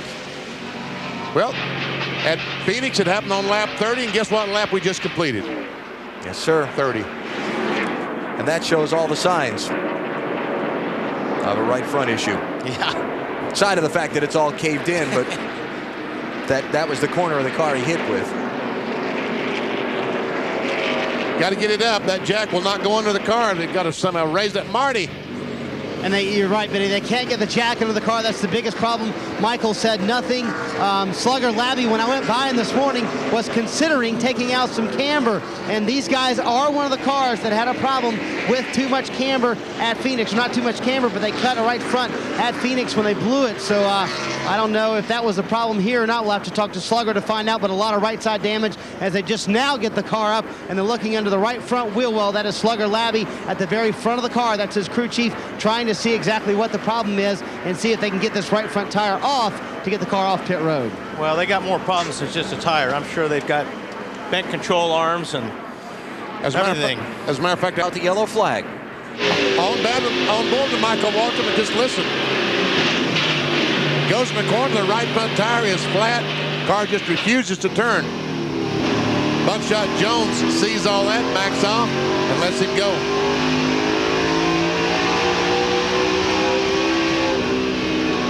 Watch just over the right front fender there. Watch, you'll see the gravel and the dirt coming off. That's when you know the tire's down. The nose is on the ground. He's in the wall. And Michael has taken his car back around into the garage for further repairs. Marty? A lot of work going on the right front, Alan. They did tear up a lower control arm as well as some of the tailpipes. And Michael Waltrip, what happened? It just cut a right front tire. I was really unfortunate because I come off turn 4 and it felt perfect. I went into turn 1 and I just felt it be a little bit tight. So I said, I'm going to run up high one lap and see if maybe there's some better grip up there. When I ran around the top, it pushed somewhat more. But I thought, well, nothing's up there. I need to get back to the bottom. And then went by in the back straightaway. And just before I let off, I just felt it vibrate. And I let off, but it was too late. So if I'd run my normal line down there, maybe it would have given me enough warning to get to the pits. But I split up high just trying to get a better line for my car to run in. And it pushed, and I just thought maybe I got too high. But evidently the tire had started to gone down on our Napa Auto Parts Chevrolet. All right, a lot of work left to do to get him back in the race, but they should be back in fairly shortly. Depending on what happens. There we go. I was going to say could be a while, but not anymore. Buckshot Jones. Hard contact. Hard contact in that wall.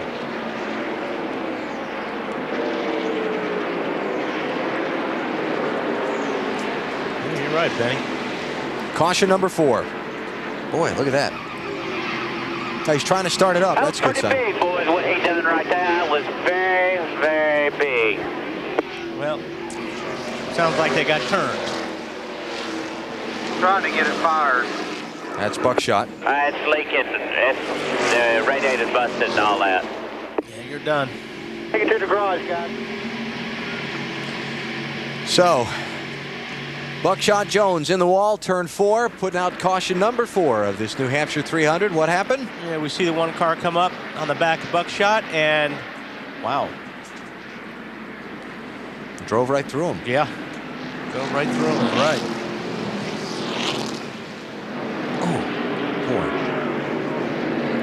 Leaders are in, Matt.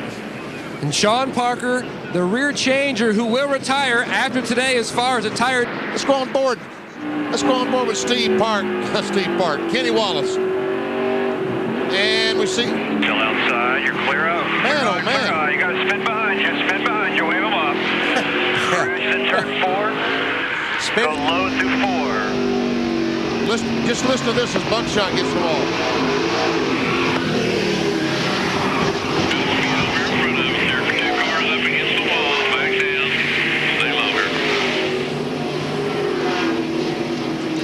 Not a good way to end the season. Oh, and by the way, Sterling Marlin did get just 2 tires on his pit stop. He's second behind Jeff Gordon. Caution on the racetrack. Bill, thanks. John Andretti has popped the backstretch wall off of turn number 2. It doesn't look like that the tire is flat. Might have got a little help, BP. Oh, really? Because he was about a third of the way down the backstretch and suddenly got turned into that outside wall with that right front corner. Actually, he's got damage on the left. Looks like he's got damage on the left front of the nose, which is an interesting place to have it. That's probably where he made contact with the other car that forced him up into the wall. Yeah. 5th caution of the race comes out at lap number 200. And much to the relief of a lot of teams because they went back racing 50 laps ago. So Phil Homer was correct. The tire situation is getting much better.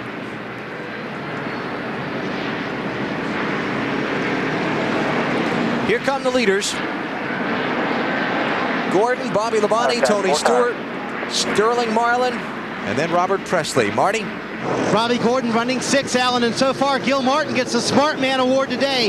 The set of tires they are putting on, they brought in the truck from Martinsville, so that is a harder tire than the other teams are using here today. It'll be a 4-tire stop and half a pound out of the right front for Robbie Gordon. A little bit tight, Dave. Bobby Labonte, half a pound of pressure down on both left sides to help turn the car better through these long corners. Bill? Jeff Gordon is a little loose on the long runs, but he just told Robbie Loomis he's afraid to make any changes. So it's 4 tires and fuel. Matt? 77 service already completed. Robert Presley called for himself from the cockpit. A 1/4 pound in the right rear, a 1/4 pound out of the right front. 4 tires. He says his car is still a tick tight. Good job, guys. Good job. Jeff Gordon off pit road first. Labonte, Stewart, then Robbie Gordon is going to move up to 4th on the exchange of pit stops, followed by Sterling Marlin and Robert Presley. 2/3 of the way through in the season finale for the NASCAR Winston Cup Series. You're watching NASCAR on NBC. Can't fight the need for speed. I'm loose. I'm clean. I'm gonna lead and read.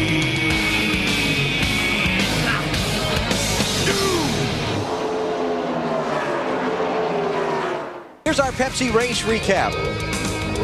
After the patriotic salute, 42 cars went to the green flag on an unseasonably warm day, temperature in the low 50s. Lap number 26, Tony Stewart, after bouncing off Sterling Marlin a couple times, then dusted the right side of his car up against the wall, just for good measure. This was the first caution of the race. Right front tire went down on Michael Waltrip's car. The first of many tire troubles we've seen today. Dale Earnhardt Jr.'s had a bad day. Not only that bump with Bobby Hamilton Jr., but his car's been handling terribly. He's way back in 34th place. Buckshot Jones gets drilled by Kenny Wallace. Kenny trying to stay in front of leader Jeff Gordon. Buckshot wound up on the bad end of that deal. Into the outside wall. 2/3 of the way through, John Andretti bringing out the final of the race's 5 cautions so far when he got turned into the back. Caution. Caution's out. Well, there we go. Ricky Craven, turn 3.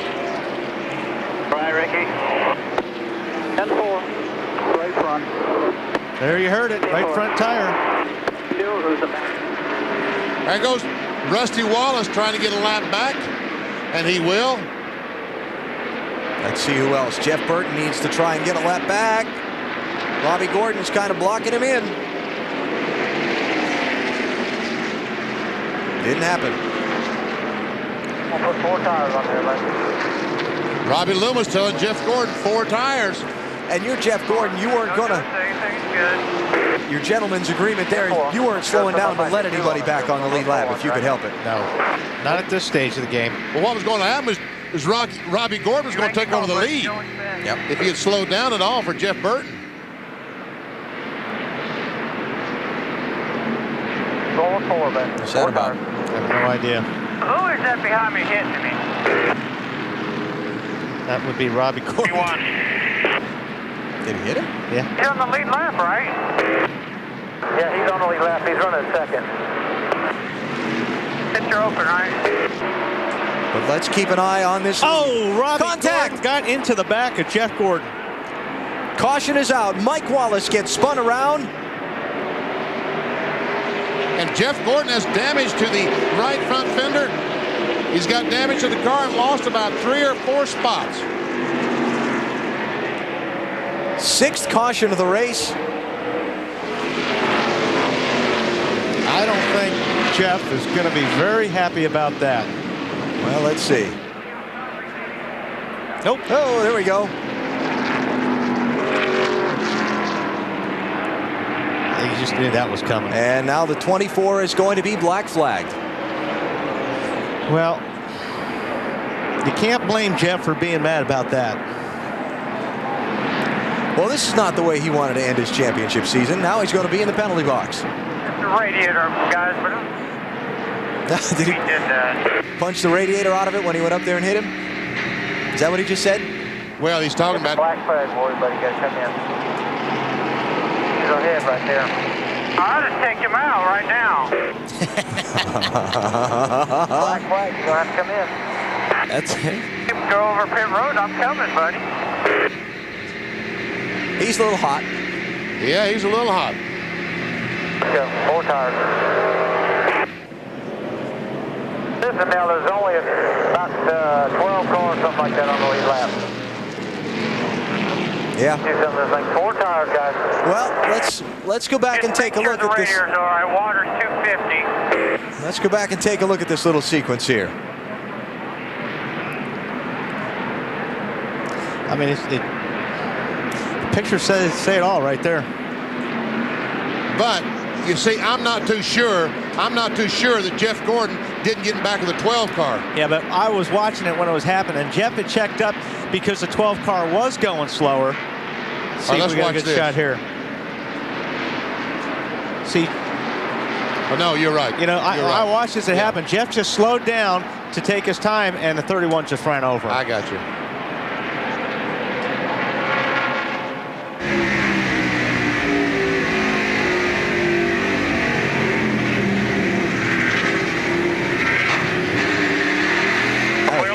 Coming inside. And here we see Jeff drive up and let Robbie know how he felt about it, and I don't blame him.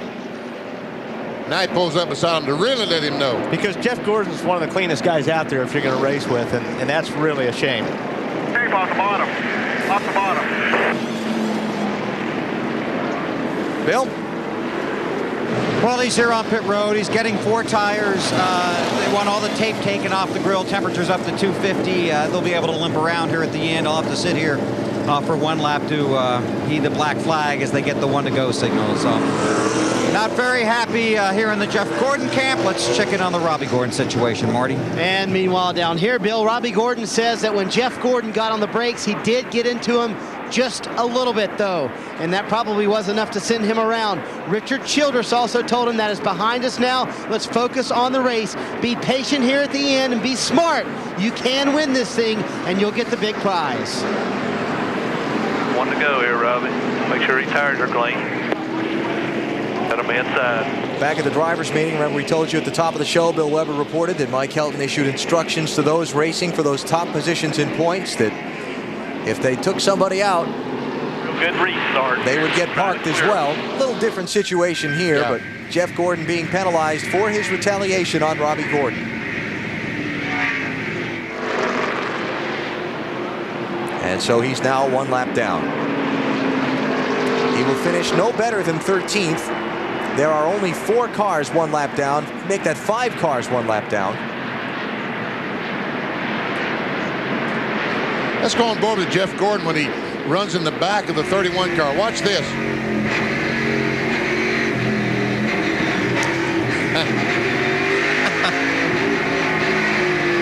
To take that.